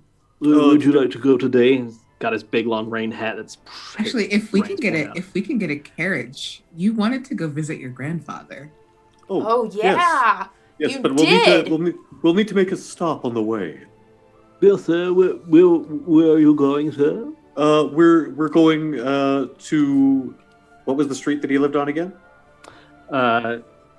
It was a pun. It was somewhere Lions Claw Street. Yeah. That's right. Yeah, It's Very on the nose. look. Yeah.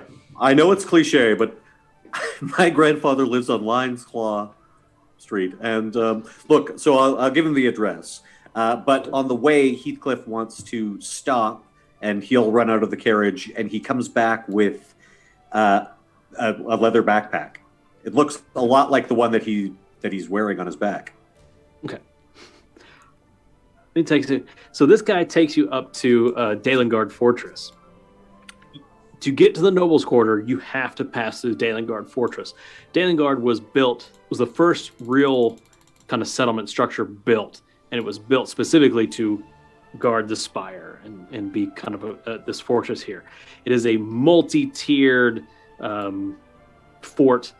When you go through it, you see Dalengard guardians practicing in the yard, doing drills and those kinds of things, and you weave in throughout the road, and it goes up this large kind of bridge and comes around, and the carriage driver is able to bring you up to the gates. This is as far as I can take you, sir. This is as far as my carriage will allow me to go. Thank you, my good man. Thank you very much. Yes, sir. Thank you. That will be 3 shields, sir. Of course, here you are. And may I Thank you, say, sir. your service was exemplary. If I could thank you, sir. if I could pull the stars down from the heavens and grant them to you, I would pull 5 of them. Thank you, sir. And here is a tip. Thank you. Oh, thank you, sir. Mm-hmm. And he takes it, puts it, and here we go. And they, girl, turn left. And they take off. You come up to the gates to the Nobles' Quarter. Of course, there's some guards there. All right, what's your business here? I am here to see my grandpapa, my grandfather. Yeah. There's another guard's like, oh, it's, yeah, Waven, come on. Yes, these. They with you? These folks are with me. Yes, thank you. We are right. delvers, you know. You're delving now. Yes, I am a Grand Master, in fact. This is Samira the whole way. They all start kind of like laughing and chuckling to themselves, like, "What is happening?" I'm sure you are. Oh, you see this? Ogre blood. Ogre blood. Oh yeah, we're totally like covered in. All right, like, we're I guess just it's Mark is true. like covered in his own blood. Fantastic. Yeah. Can I ask? Yeah. I was gonna ask, how long was the carriage ride here? The carriage ride there is only a couple minutes, 5 minutes from where you guys were. Yeah, that makes sense. Okay. Yeah.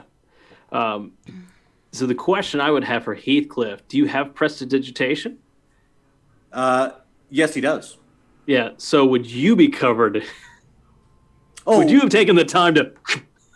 Actually, he probably would have almost immediately. Like he was Yeah. probably doing it constantly. Yeah. Just as they were walking around in the church. Like Yeah. he'd take a step and then prestidigitate. And yeah. So he was So pointing you're at like, the others. there's okay, I was gonna say you Yeah, he's pointed pointing at at it, the but others. there's You nothing see there. that? That's Ogre blood. No, he's It was pointing. there, I promise. Okay. I mean, When he said that, he was doing this to Blurg, like over his like. See all of this? I was about to It's say, Ogre blood. Callista got smacked a couple times by that, like, creature, so she's Yeah. just So you covered. probably have Yeah. some Blurg is a claw mess. marks. Yeah. My friend was nearly eaten by an eyeball monster. I will have you know. It was true, but I set it on fire. Yeah. Sure thing. All in a day's work for delvers, especially Grand Masters. Yeah, come on through. They wave you on. You can give me a perception check. This is hearing. This isn't. Everybody can. Okay. Yeah, everybody can give. Oh me yeah, this. I'd love to. Sure. Oh, yeah! Oh damn. All right. No bad. No bad. Natural 20. Heck yeah. 18 for me. I got advantage, so 22. So everybody hears it. They walk by, and the guy's like, "Fucking actors." Oh. Well done. Do I hear that as we're walking by? They let you guys get about 5 or 10 feet, but it's just like fucking actors. Like, whatever. Callista will run back and just be like, "Oh my gosh, I just completely forgot to tell you that you have something like on your face. I think it might be some leftover lunch. I wanted to let you know so that you weren't embarrassed." Oh, thank you. And The guy goes and then she'll turn to go back to the group, and as she does, she'll be like, "It's no problem, bud." And as she pats him on the shoulder, she's gonna cast Shocking Grasp. Not the Dalengard guards. Just not a lot, just like a little like just Just a smidge. a smidge. Are you casting static grasp? Because I think the somatic component, you have to rub your feet on the carpet. That's what you get in the carriage. Yeah, it was shag carpet on the inside. okay. Gross. Oh, maybe not. That's an 8 to hit. Okay.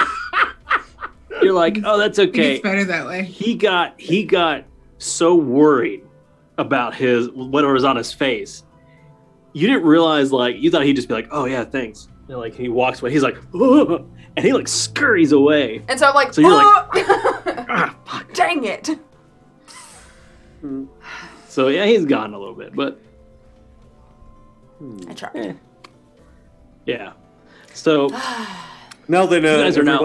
everyone, Oh, before we go in there, I thought I should let you know we're about to meet my grandpapa, though he prefers grandfather.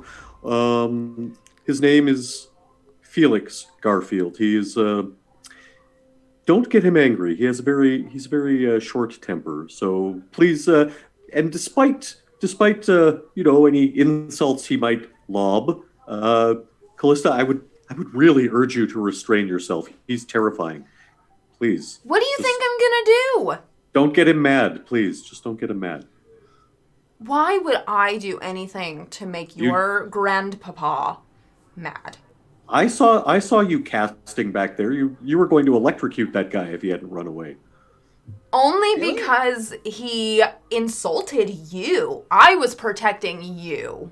All he said was actors, and he's right. I am. Oh, no, that is not Oh, what is that he what said. that means? I didn't understand what he was saying, so I didn't really take it personally, positively or negatively. Well, I was a little insulted because he should have said actor, singer, songwriters, and that's what I am. Yeah, So- and Like a title. see, It so was he a bit insulting. He only said actor. Oh, it's a title like Dungeon Coach. Okay. So Yes. So as you guys are walking through here, Samira, I don't even think you've probably been up into the No, nobles' quarters. no. It's unlike anywhere else in the city. There's the smell of fresh flowers, even though it's raining. It's just like it smells really nice up here. The streets are clean. They're wider. You know, there isn't that really weird tall building kind of, you know, everything's clamoring. Everything's kind of really nice and spaced out. And you're just kind of walking through the streets. Everybody there everyone's in finery, walking around. Like you watch Samira like trying to dust off her tabard as she's Yeah. like walking. They're definitely everybody. You're all getting looks. Do you know, think it's that like, do you think that they might not like me? They just have never seen someone as amazing as you. Oh. Okay. And the other big thing about this that probably is second nature to Heathcliff is being this close to the spire. Because the Noble's Right. Quarter is right at the foot of the spire. And you just look up and it is this, you know, gargantuan stone thing that just rises up into the sky. And at this point, it just disappears into the clouds. It's just... I will say, no matter who you are, it's oppressive. You know, even looking at it, most of the nobles seem to even kind of, there's this subconscious looking away from it. They don't try to gaze towards it, and that's just that constant looming threat. So you guys make your way through, and you go over to Lion Street, which is on the south side here. So you come up through Dalengard Fortress, down Crown Street, which is a nice, wonderful, wide, open lane. You know, it's got the center planters with the trees down the middle. It's all very nice. And you come to Lion's Claw. It's a very Heathcliff's grandfather's manor. It does have the signs of House Abanar. If you want to roll me history checks, about House Abanar, I can tell you Well, I'd love to. a little something. Please. Is that even relevant for me? No, you'd be the only person who would not be able to know anything about it. I'm not from here. I rolled a 17. What does that tell me? Well, I let's probably see. don't know anything. Oh, I also rolled a 17. How did that happen? I'll tell you what you know. So a 17. The biggest thing you know about House Abanar is they're a mercantile house, but one of the big special things about it is you can buy your way into this noble house. It's one of the few that is not tied to familial bonds and blood. I mean, there are some people that are true House Abanar, but, you know, it kind of makes sense. Like, okay, this is his grandfather bought his way into this house at some point. The manor itself is not very stately. I mean, it's ritzier than anything y'all have seen before, but comparatively, especially compared to who Heathcliff is, it's not extravagant. It's very utilitarian. They see Heathcliff and they don't even bother. They just open the gates for him. Welcome. This is like the coolest place I've ever been. It's alright. Lots And of grass. Yeah, Heathcliff, of course, greets them all by name, like, hello, David. Hello, good to see you. How's the family? Hello. Good, Hello, good. Stephen. Hello, Stephen. Good to see you. Heathcliff, Mm-hmm. you're back earlier than we expected. Yes, just popping in. You saw the gardener. Has it been 5 years already? Not quite yet. Depends on who you're asking. They all just kind of laugh. There's some ladies that've got they're carrying around the milk jugs and going over to the well, and they just see you and like, laugh and just it's a very familial kind of. They're not laughing at you. They see you and they're like, "Oh gosh, here's Heathcliff again." We're all very close. They wave, yeah. Nice. Yes, we're all very close. They're like family members who my grandfather pays. Exactly. Okay. They're paid to love me. They're paid to love me. You guys come to the front doors, and yes. Yeah. Do you walk in? I don't know how you would approach. I'm just taking Heathcliff's lead on this. I'm just looking around at all the opulence and grass. Yeah, I am like completely blown away by every moment of this excursion. There's some apple trees in this What? front yard. Like everything's a distraction, like super ADD, like ding ding ding ding ding ding ding ding ding. Yeah. So yeah, Heathcliff. Well, he would know who his grandfather's major domo is, or butler, or whatnot. So he basically sort of either speaks to the first servant he sees. What is his? Do we have a name for him? Well, yes, the name would be Trevin. Trevin. Yeah. So the first servant he sees, the doorman or whatever, it's just like, yes, could you let Trevin know that I have arrived and I wish to speak to my grandfather? My associates and I will need some refreshments, of course. They are guests in our house. Okay. Trevin's been let go, but I'll go get Sebastian. I'll be right back. Trevin's been let go. Yeah. Interesting. So he scurries off, and your old pal Sebastian. Oh, Sebastian. The one that comes out to greet you, and he comes out and he's like, Heathcliff, it's wonderful to see you again. I hope you're doing well. You're simply marvelous, Sebastian. The delving life agrees with me, it seems. Oh, wonderful. You see his clothing has been upgraded a bit, and have you supplanted Trevin? Is that what I'm to gather from your resplendent garments? Yes, it seems your father saw it fit to put me in place of Trevin. Well deserved, Sebastian. Well deserved. I hope that's okay. I didn't think you'd be back for some time. Well, it's hardly my concern, Sebastian. I'm only here to see my grandfather briefly. Oh, right. We will take you in to the drawing room if you follow me. And refreshments for the guests, please. Absolutely, Sebastian. sir. Yes. The usual, I take it. Yeah, I don't know if we have time to put out the buffet table. Okay. Yes, sir. Absolutely, sir. All right. We'll do the finger cakes. Finger cakes, yes. Perhaps some cheeses and meats as well. Oh, yes, sir. Yes, sir. And champagne, of course. Absolutely, sir. Mm-hmm.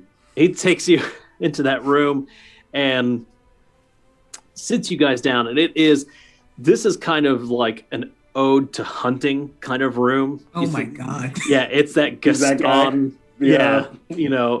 Everything's leather. All of my decorating is antlers.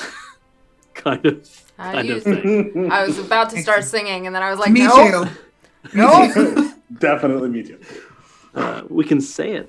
So, yeah, you guys get sat and all that kind of stuff, and everything comes out, cheeses and wine, or champagne, which is a wine, I guess, and all those. I guess they wouldn't really call it champagne because there is no champagne region in this world. Right. It's a sparkling wine. It's a sparkling wine. Yeah. Because I assume that that whatever is about to happen is going to be solely between Heathcliff and his grandpapa, I'm going to start looking through all of the papers now that I have sat down somewhere. Okay. You sat down, and there servant after servant is bringing these things through, and you are going through these pages. And let me pull out the first thing. Thing! Oh my God, it's a thing! And oh my gosh! I will throw this into your journal. Slide it into our DMs. My journal. Oh so my gosh! So hopefully you see that pop up. So it's no. It's just me. Oh, I see. Yes. So yes, you're the only one looking at it. Yeah, with Roll20, you're able to take handouts and then choose which players have it in their journal, and then click the Show to Players button, and it will only show it to the people who's in their journal. So I also appreciate that while this handout looks super amazing and awesome, that Jeff was nice enough to include written text beneath it, just in case the cursive was difficult to read. Yes. Accessibility, everyone. Yes. What a guy. I wrote it in my cursive handwriting and went, yeah, I'm going to need to. No, I can read this though. My cursive looks very simple. Okay, good. Nice. Well, it's one of those skills where it's like, I was taught cursive. Do I use it anymore? Yes, only in D&D. Yep. Heathcliff, these sandwiches are so small. Oh, yes, but you can eat many of them. They're probably still making plates that will be brought out. Just Blurg eat as is many like as you on want. 17 of those sandwiches. Yeah,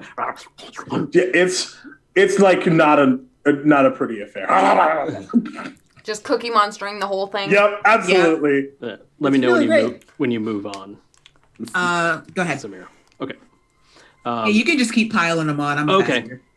So you do that, and then you find among that, that's the most notable of things. Then you find 2 maps. Don't love you like I love you. Gasp. Oh.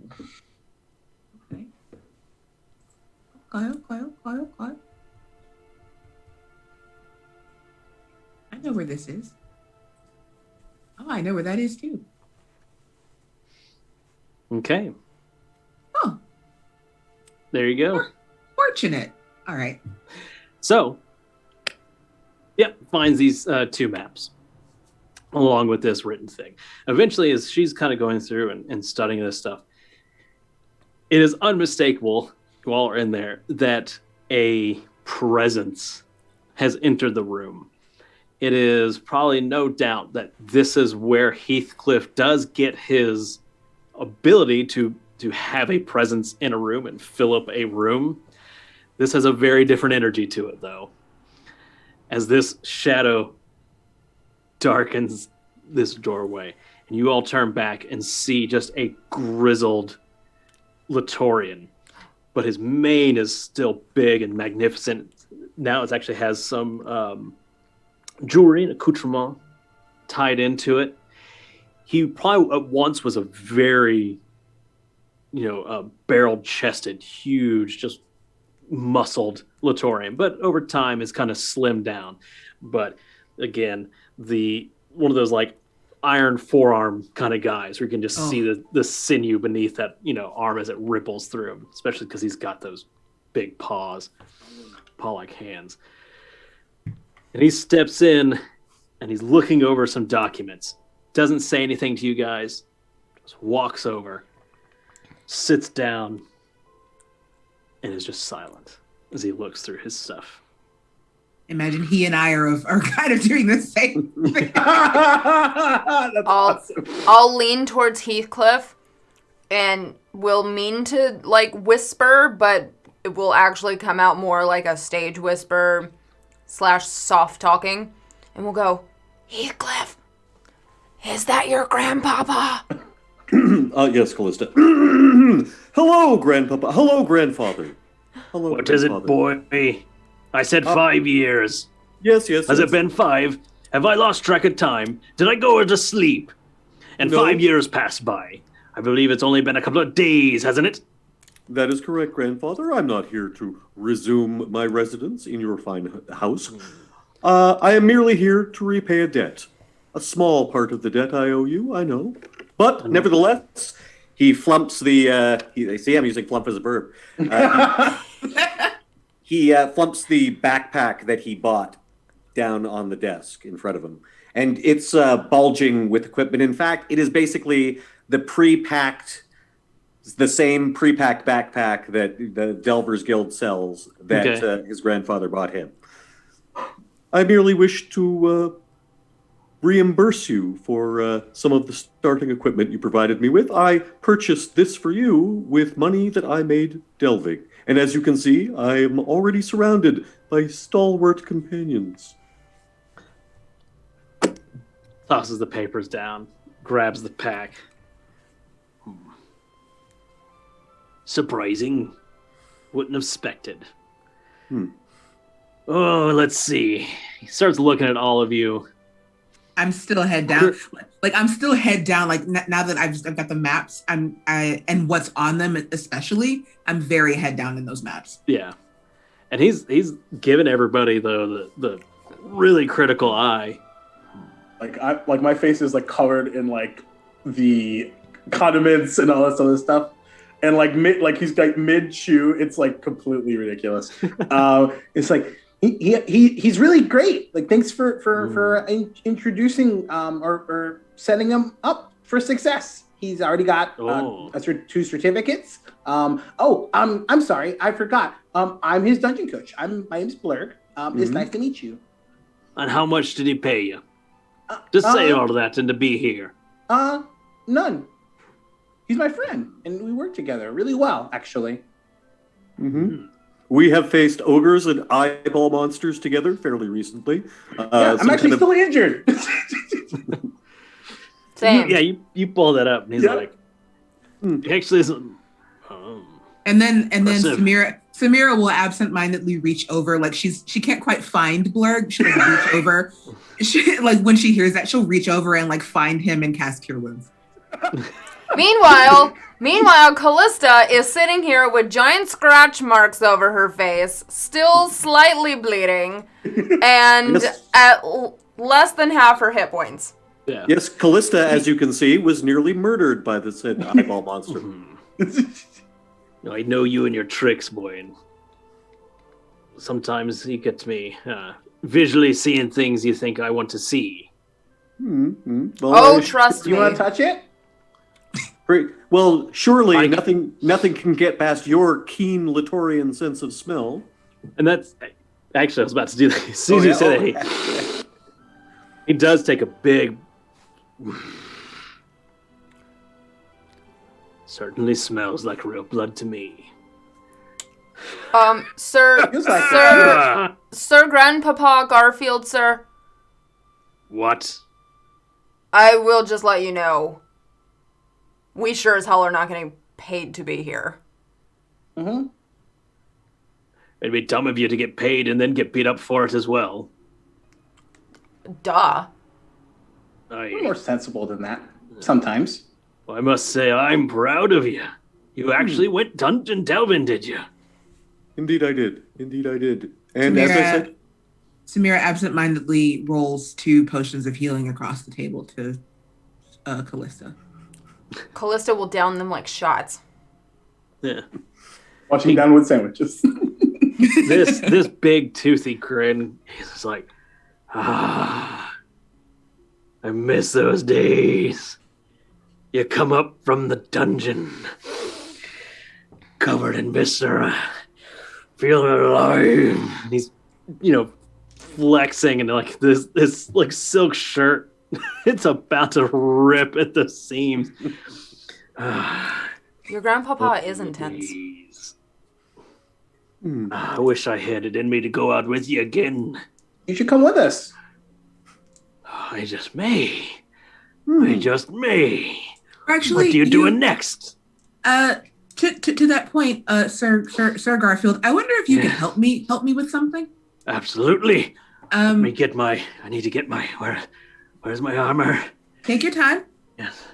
No, keep talking. I just got to think about where's my armor. Hey, Samira, how much healing do these 2 potions give me? Is it 1d4 plus 4? It's 2d4 plus 2 each. Perfect.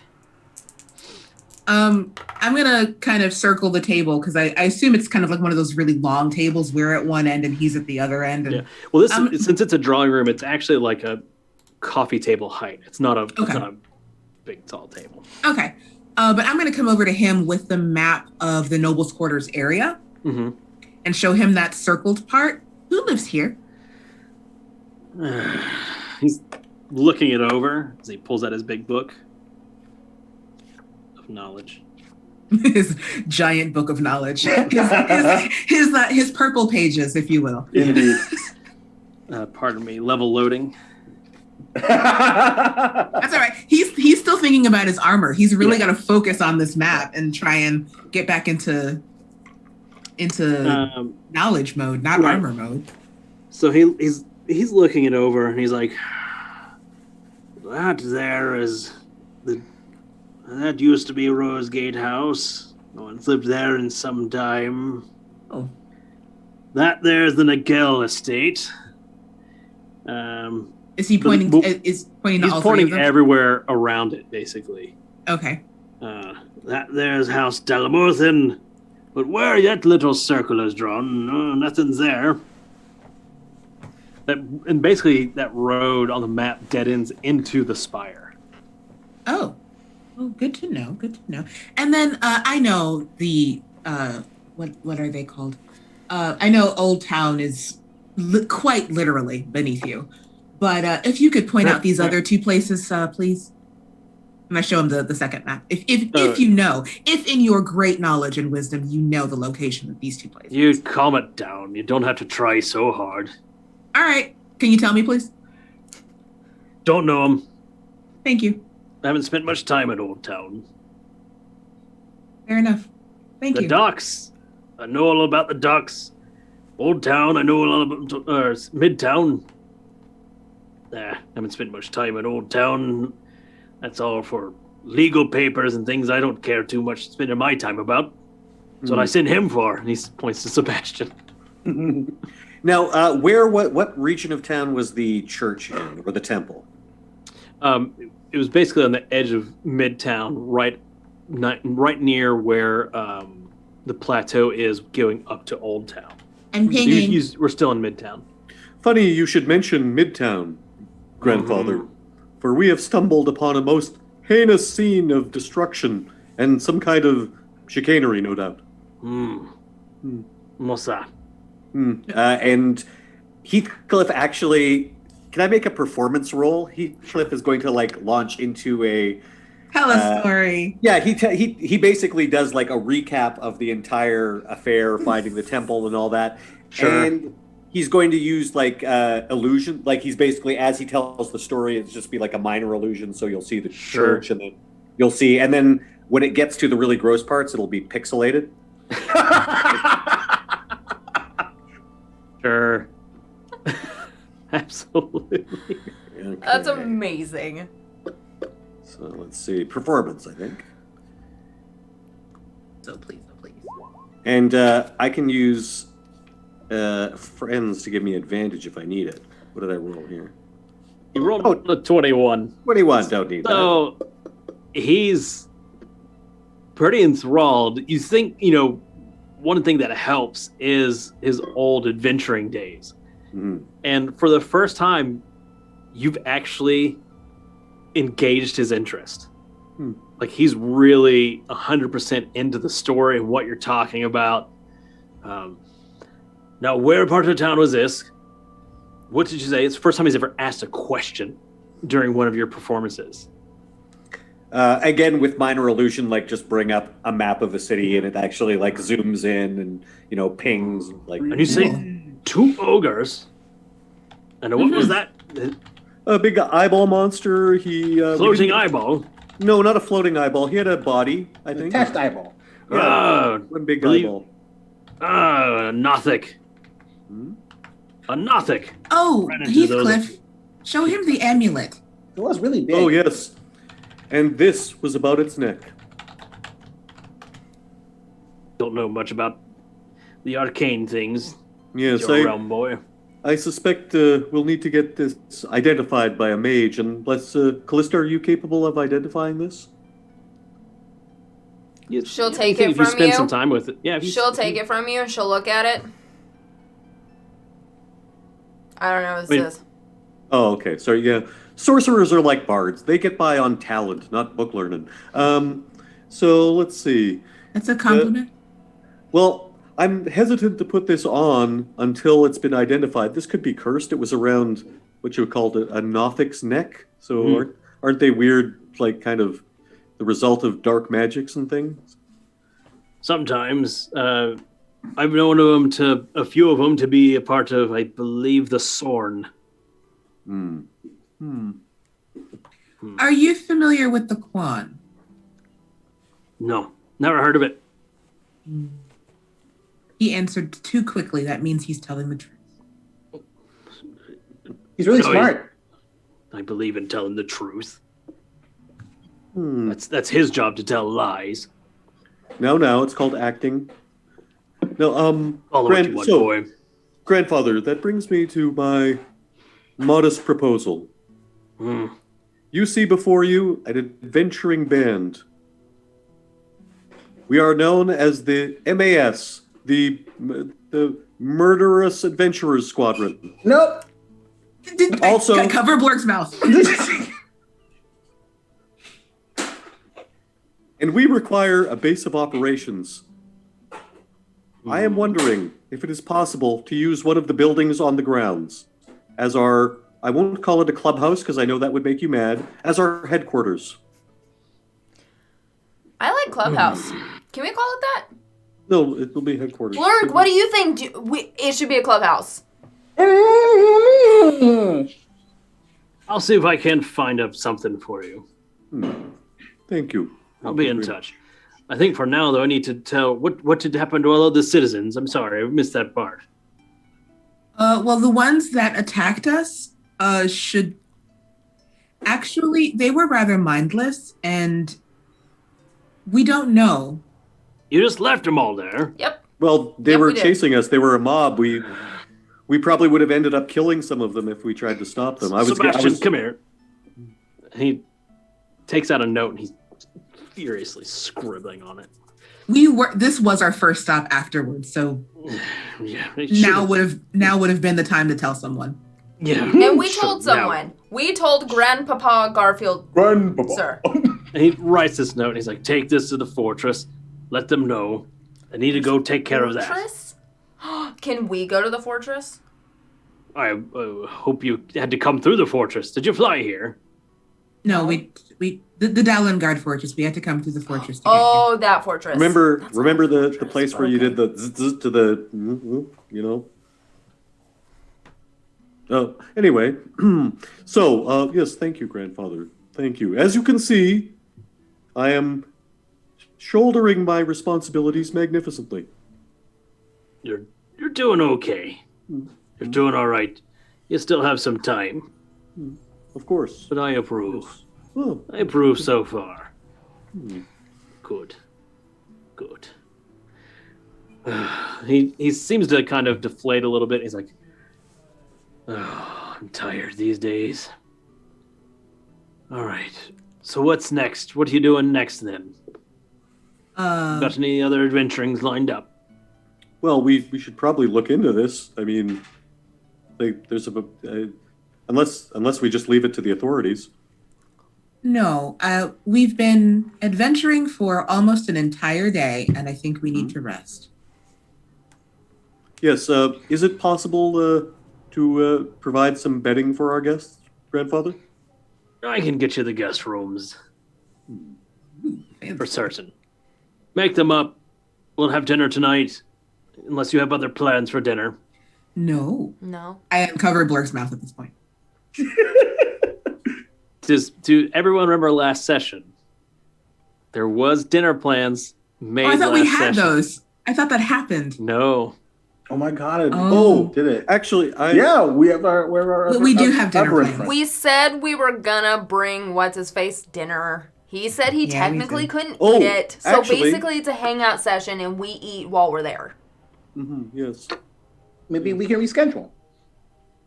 No, I think it would be it would be good to visit him for reasons related to our adventuring. That's true. Are you sure? Because tonight is roast goose night. Marcel makes a lovely roast goose. But roast goose. The boy's not wrong.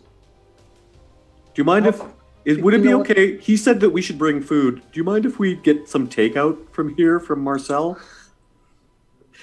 Like, I was hoping you were going to say that. You talk to Marcel. That's his decision, not mine. All right. Well, he'll just cook the food, and then we'll put it in a basket, and then we will take it with us. Very well. All right. He stands up. You're doing good, boy. He kind of walks on over. Big paw on the shoulder. Affection. Keep it up. I hope to hear great things from you. Bring me pride. Pride. Big pat on the... I get it. Pride because we're lions. That pat on the face, he just gets a little bit more. That was a good bit, grandfather. That was a good bit. We'll have the rooms ready for you tonight. Excellent. All right. Thank you very much. Thank you. I'm gonna turn, as soon as he leaves the room, I'm gonna turn to Samira, and I'm gonna be like, "How much do you want to bet that he's still probably changed Heathcliff's room into a workout gym?" Yeah, I'm sure I'll be staying in one of the guest rooms. I'm pretty sure. I mean, I would assume he already had one. So. Then again, yeah, no, he does have a workout gym. There's probably just boxes in my room or something. Let's not look a gift. Oh, he might have turned it into another closet. I've heard that happens sometimes. Actually, my room is there's a lot of closet space in my room. It's mostly closet. We're not going to look a Giflatorian in the mouth. Okay, So- yes. And we have a clubhouse now. Don't call it a clubhouse in front of him, though. Yeah, like a home base. A home base, yes. Home base? Yeah, he might agree with that. What should we call it? Oh man, I haven't thought of. I didn't think that far ahead. Are you, just so I'm aware, you guys are going to Mahdoth while this conversation is happening? Yes. Sure. Yes, we are. Well, of course, we do stop in the kitchen. Yes. Yeah, and we So get the roast goose. montage, smash cut. Y'all are all standing in the kitchens or having this conversation. Smash cut in the cart, Of course. or Yeah. in the carriage on the way. We're all just raiding as many snacks as we can as Yeah. we're in the kitchen trying to put this picnic basket together. You guys are pulling up to Mahdoth as the inspiration for what to call the clubhouse strikes you all, and it's Citadel. Oh my god, yes! All right, we are on the nose, huh? We're just, Yep. Absolutely. We're just doing We're it. just gonna- We're just Yes, doing it. we're just going to do it. Okay. We're just I've got gonna it. do it. I've got it. I didn't hear it. What'd you We'll call call it the Citadel. Oh. Perfect. All right, you pull up to Mahdoth. Same thing as before. Very small, nondescript little place. There is this gnome. It's actually locked. I would say it's going to be locked at this point by the time you guys get there. Oh, really? Oh, No. They just have hours of operation, I'm sure. I knock. Okay. It takes some time before eventually the door opens up. you guys, Yeah. I just remembered I don't want to be here. Maybe we can eat upstairs. I don't have any magic in this place. Oh, right. Well, I mean, neither do I. Same. Look, I'll stab whatever you need me to. If things need stabbing. Same again.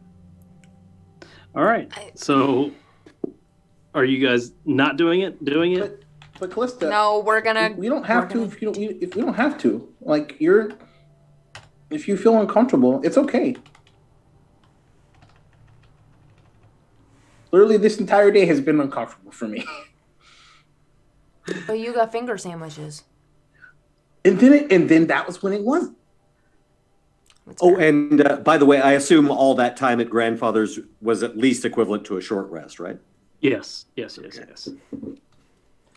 All right. So you guys are having this conversation. What should we do? And the door opens up. Yes. How may I help you? Oh, you're back. Yeah, we said we were going to have dinner with Mahdoth. Oh, right. Okay. One moment.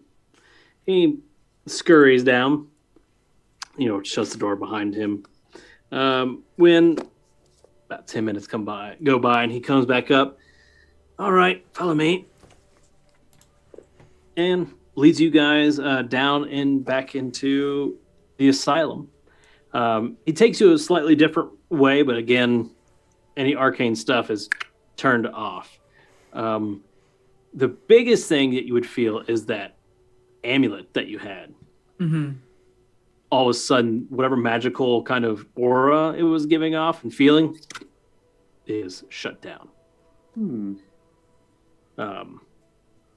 You're brought into a large octangular room, and it looks like a living quarters kind of thing. And there's Mahdoth floating above a table that has almost like full roast pig and various, livestock meats, but they're cooked. It looks like a normal meal, but it's like he's the only one in there eating it. And those little 4 tentacles that like hang down from below, they're reaching out, grabbing up bits, and they go underneath to deposit them in presumably a mouth somewhere. Some kind of orifice that you just couldn't see before. And it's just kind of reaching out. Let's whisper to everybody. Well, now we know. I didn't need to know. They turn. Would you like some goose? We've got goose. Oh, welcome. Yes, I would have a little taste if you don't mind. Please make yourselves at home. It looks like chairs have been brought in for you all, your own little table. And everybody give me perception checks. Heck yeah. What do I see with my eyeballs? Nothing for me. 7. No. 18. I'm just like 18's staring. all around except for Blurg. 18. Boom, boom, boom. Blurg is the only one because Blurg is just like, so enraptured. Yeah. He's like, I love this guy. He's great. The biggest thing, though, is everybody, this is just a reminder, you realize, oh, yeah, that is a bone ring around one of his eye stalks up top. Oh, please, come sit down. Join me, will you? I go sit down. Yeah. And what were you able to find? Quite a I hope your bit. friend, Kelrescent. Oh, you found Kelrescent then? No. We didn't find Kelrescent, but we found quite a unfortunate. bit. But let's eat first, and then, what we can eat and talk at the same time, I suppose. I can. That's Because right. It's all telepathy. it's all telepathy. Yeah. I also, as we were on the way here, I would have shared everything that I read with you all, so you can pass them the things also. Yes. So, and I'll just kind of read it pretty quickly. So she hands everybody a note first, and this note says, I trust you will find this temple to fit your needs, masters. I prepared this flock of citizens just for you. How easily swayed are the minds of Lothian's followers. Even wearing the stole makes me feel a fool. I look forward to the day that I may join you in the Quaan. Until then, I will play the humble priest. And in addition to that are 2 maps, one of Old Town and one of the nobles' quarters, with areas circled.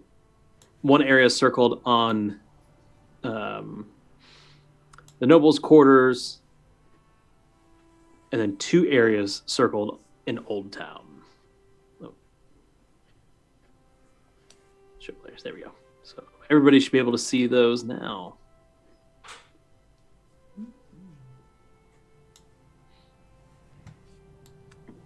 Any questions before we move on? Oh man, have I seen that handwriting before? No. Oh, that's a good question. I would like on the carriage ride here, I would have pointed out the areas the area in the nobles' quarters especially, because really fortunate that I remembered that you wanted to go visit your grandfather, because now we're super close. So my suggestion is that we explore that place first, and then hit Old Town afterward if we're not too, in the morning, of course, if we're not too fatigued from the first adventure. And yeah, we would have been discussing this in the carriage ride over, like the fact that he has the bone ring, so we don't entirely trust him, clearly.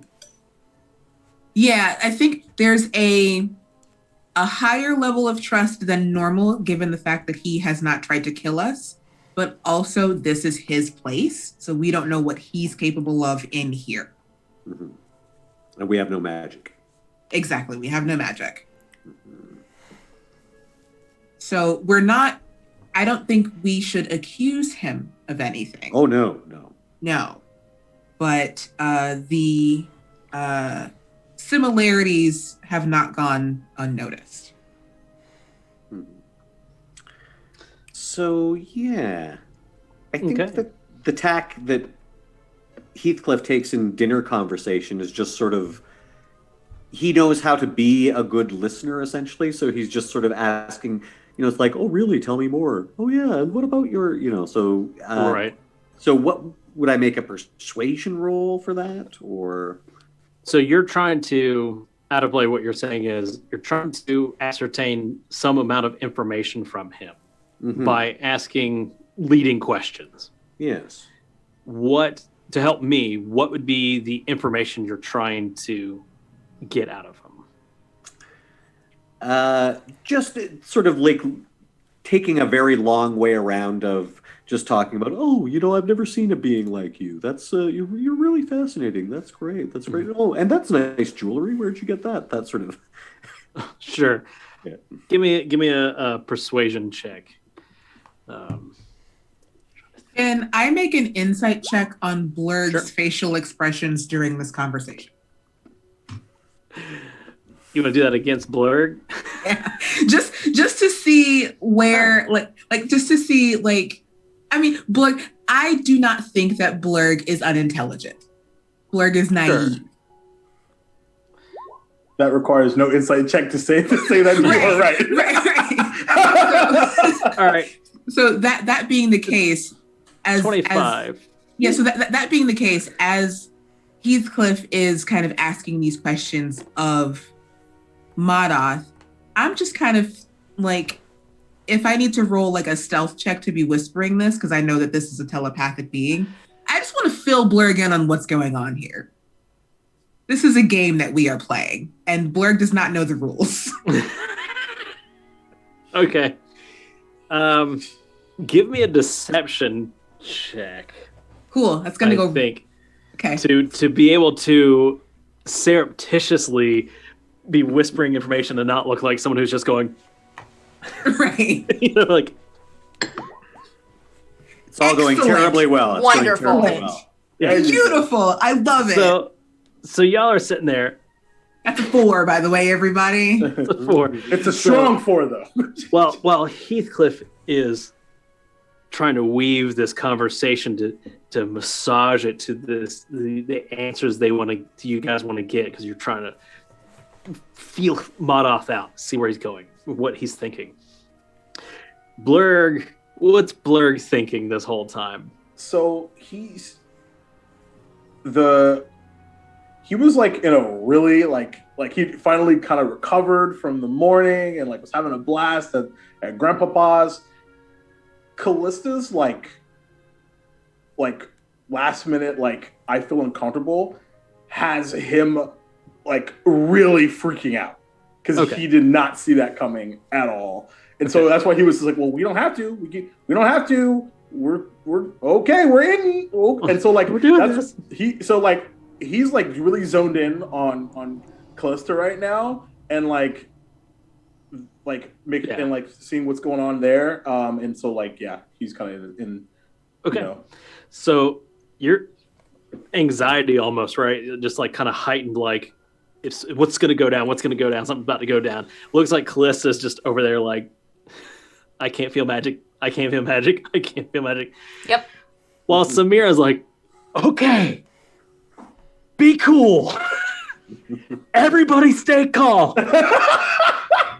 Just play cool. Everything is Heathcliff has got it. Don't mess it up. With your 14, it's not the worst you've ever done in this kind of game. Not your best.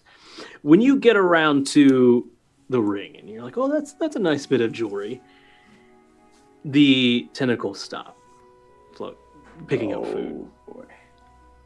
And both of the eye stalks turn to you. And yes, I assumed that's mostly why you would all be coming back. No, Then we we came back to to- have dinner with you. we made an appointment earlier.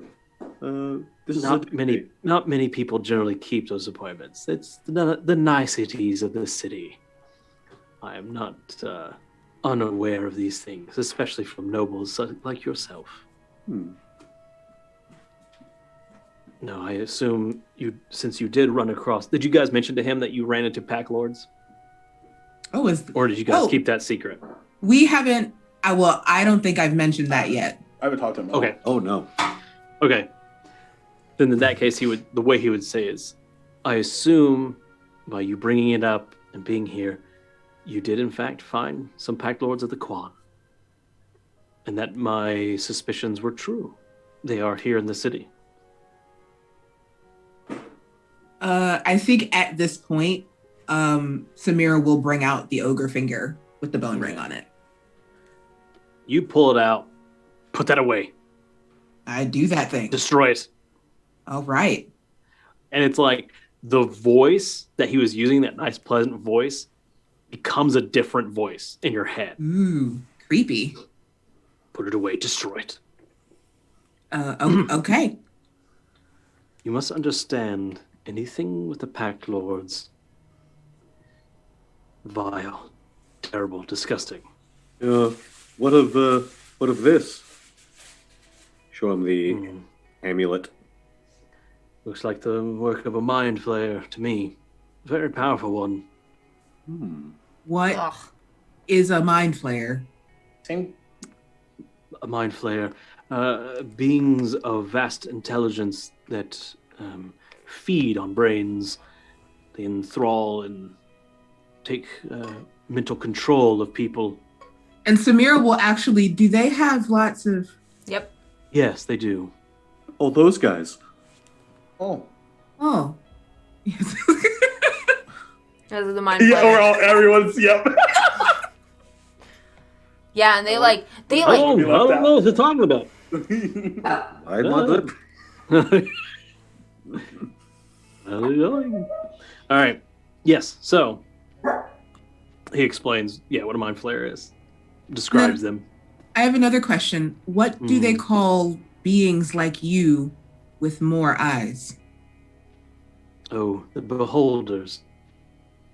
I am what some would refer to as an ocular tyrant.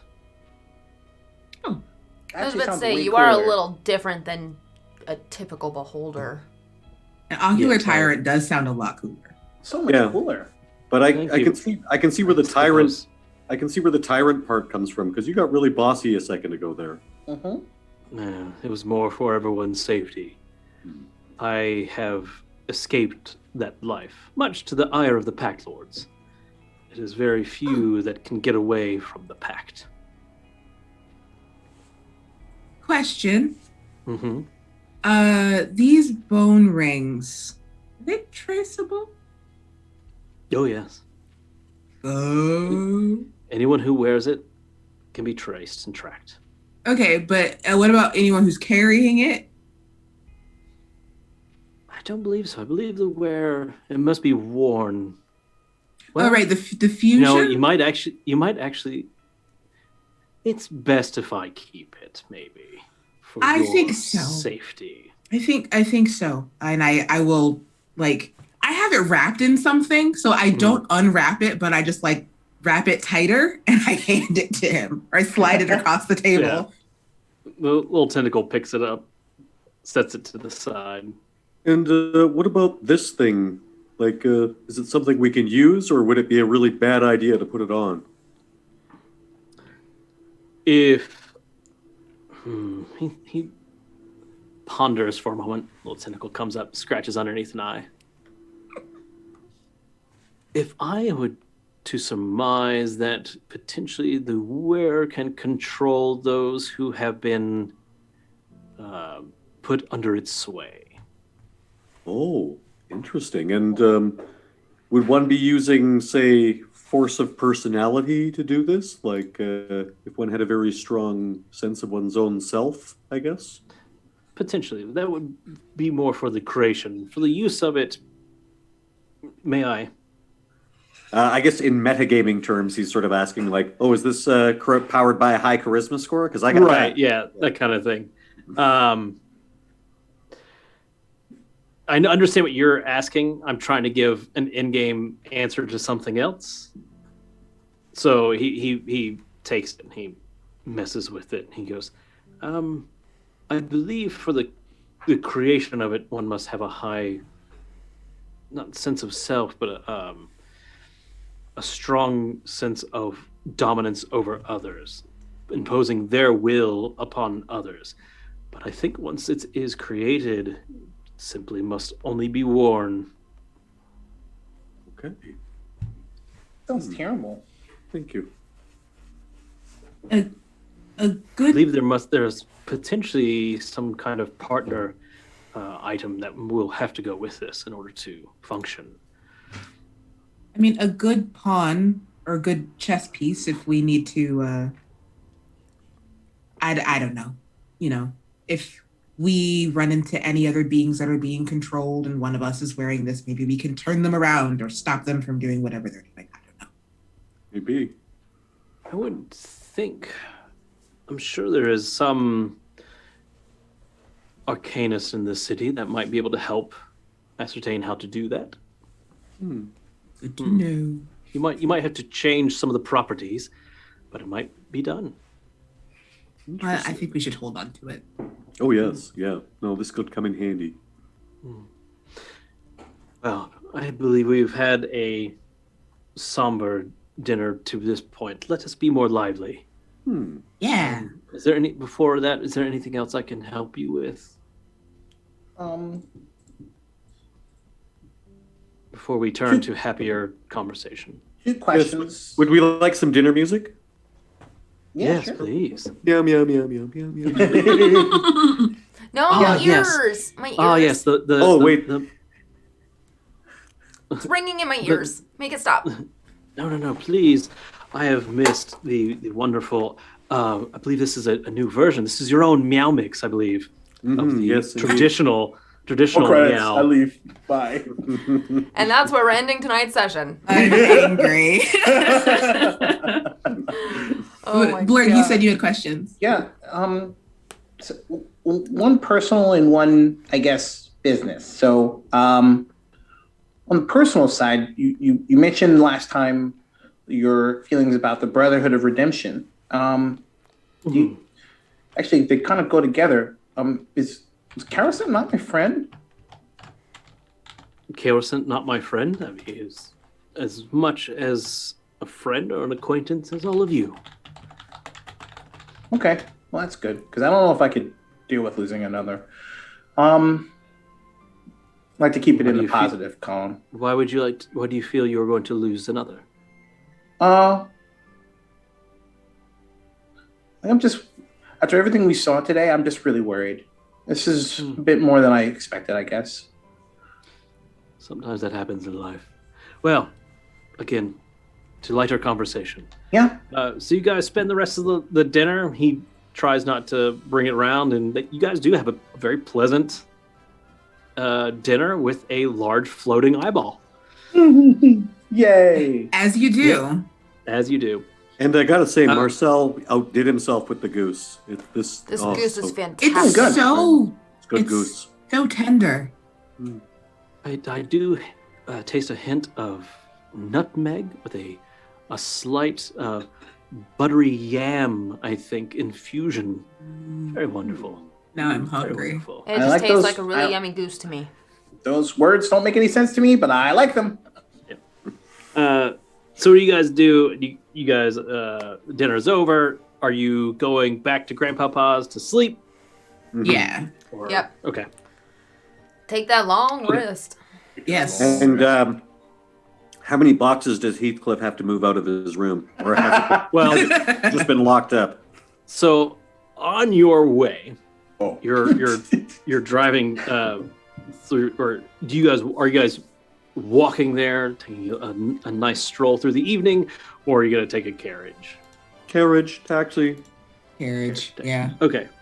So you're in the carriage and you're driving through Old Town, like you do, and when all of a sudden the carriage stops, there's this huge crowd that is built up. You just hear all this clamoring and screaming.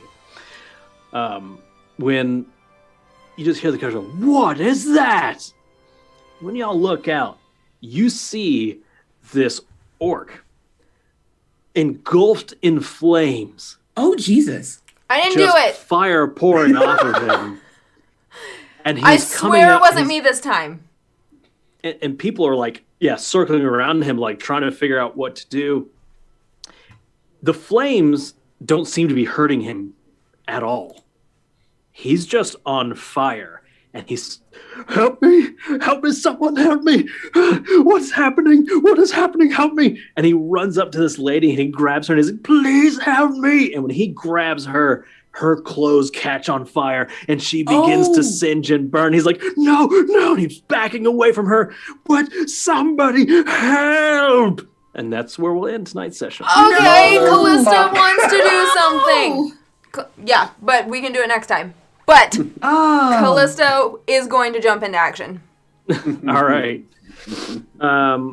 So thank you all for coming out to session 3. Oh, no. Next God. week. Oh, we only have one more. I don't want to. I mean, How will this wrap up? Nobody knows. let it be known. Latia is the one that told us 4 episodes. Thought 4 would be enough. Now you fucked up. Now you fucked up. Now you have fucked up. I fucked up. Because I was like, I'll just do this. And I'm like, oh no. No, this is fine. This is fine. But we do hope It's everybody's fine, enjoying everything's it. And what I really hope everybody's getting out of this that are watching at home is just a sense of what Ptolus is and how big and vast and interconnected everything is. And I want everybody to know everything that I have pulled for this game is out of this book. Wow. Nothing, very little have I done that's been I've made up. I've inserted a few things. I'm not saying it's all been that, but there's enough information in this book that you could run complete levels 1 through 20 adventures using this book. Everything in it. But what's great about it is there's still enough open areas for you to insert your own information. So it's really cool because every district will have a thing that says, hey, when they come to this district, if they talk to people, here's the rumors that are going around in that town. Here are just some NPCs they could talk to, just some really key information. But then it's not like every single little thing, but enough that you're good for days. So I just want to talk about that before we end out because it's awesome. This has it's been a great resource. so fun so far. I am having so much fun. Great. I love that every session's been so rapidly different. Yeah. too. Yeah. Good. So different. That was a part of the goal. And 4 sessions was how can I show Yeah, I think you mentioned that. Like four different areas of Ptolus Yeah. as much as possible. We got Chaos time. Incarnate was the right fucking name, huh? Chaos Incarnate. Out of the frying pan and into the frying pan. Let's go through everybody and just tell us what you got going on, where people can find you, and then we'll call it a night. Indeed. Wait. Whoever wants to start. I'll start again. Cool. Me. Hi, everybody. I'm Latia at Latia Jacques. It's right there. And you can find me there on Twitter and Instagram and TikTok now, I guess.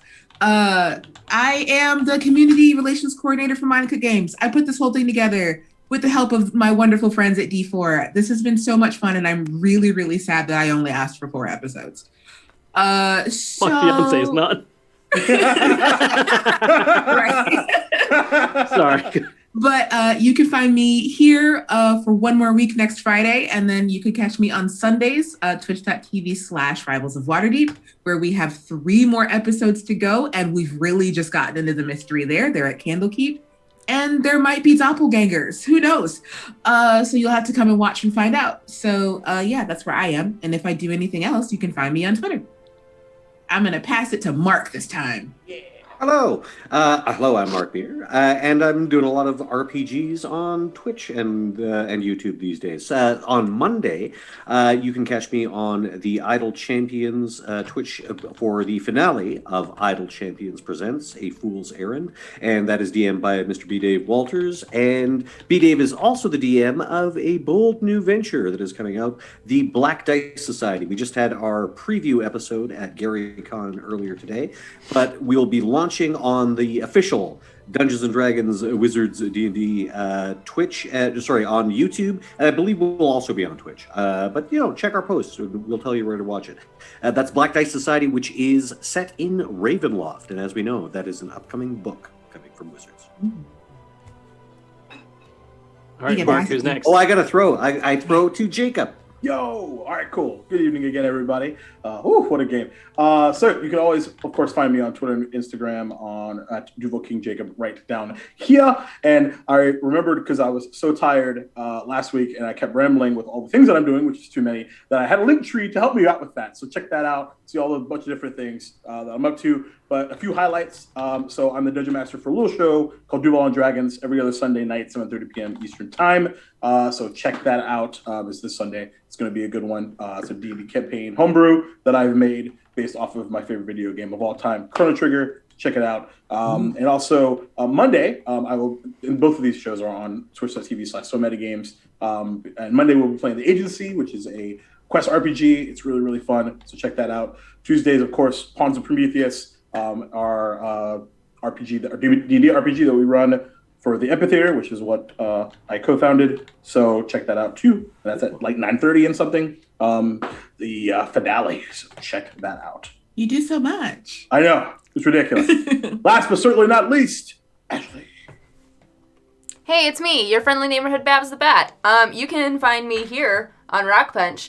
A lot of the times. Right now we're kind of revamping some stuff because we are on the march for partners. Yay! So we're trying to, make that happen. When our schedule is a little more regular, I have a show called Babs Fails at Video Games where I play video games and I fail at them because I suck. So come laugh at me, come backseat game. As long as you're not rude, it's a good time.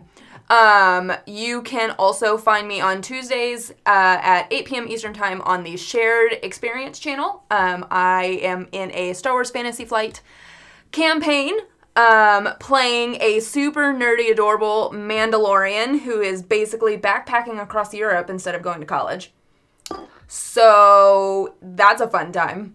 And then you can also find me on my personal channel, Chaotic Tiefling ATL, where, the whole company is based around Callista, because she is the Chaotic Tiefling. I love her so much, I decided to name my production company after her. I am the CEO/Chaos Coordinator over there. We have really amazing shows. We do a Shakespeare live read one Saturday every month. The next show is April 17th, and we're doing Macbeth. And I'm so excited. It hasn't been cast yet, so if you go follow Chaotic Tiefling on Twitter, there is in the pinned post the form to sign up. Everyone is welcome, because we believe in letting people come in and create and just have a good time. But we also have 2 D&D shows over there that are both wonderful. We're doing a whole bunch of stuff. So follow me right here at Real Babs the Bat. What? Yes. I don't know why. That's right. Yeah. So also, because it's my job to tell you, and I'm the producer for this show, D4 on Sunday, 2 days from now, they have their 100th episode. Ridiculous. Yeah. Holy cow. Ridiculous. 3 of the 5 of us have been on D4 so far. And it's a wonderful show with a wonderful cast. I'll go ahead and tell you now, we have like 17 giveaways. Jeepers creepers. Yeah, it's some good stuff. And we're gonna be pulling from active users in the chat. So come watch, come hang out, come, watch D4. Come have a good time, maybe win some stuff. But we're gonna be celebrating 100 episodes of D4, and it's gonna be amazing. So I highly suggest you come watch. That is at 7 p.m. Eastern Time, right here on RockPunch ATL. And I'm throwing it to, that's the wrong direction. Up there, over there, I don't know. Go, Jeff. God? God. Lothian? And I am Jeffrey N. Baker. Just search any social media for that name, and you will find it. I made it real easy. I don't do as much as everybody else, but I'm a voice actor. That's pretty much what I do. I do some video editing as well. The beginning video sequence to this game, to the whole Ptolus thing. Voice. Mm-hmm. Did the voice. The only thing I didn't do was the illustration. I cut it up and animated. God damn it. But that's me. And I just wanted to say, mostly I'm basically a fanboy of Ptolus, obviously, and I'm so glad to be able to bring it to everybody. I know I'll say that why you were every chosen. single time. And I hope you guys fall in love with it just as much as I do. And we will see you guys next Friday, 6 Pacific time, 9 Eastern, for the final showdown. No!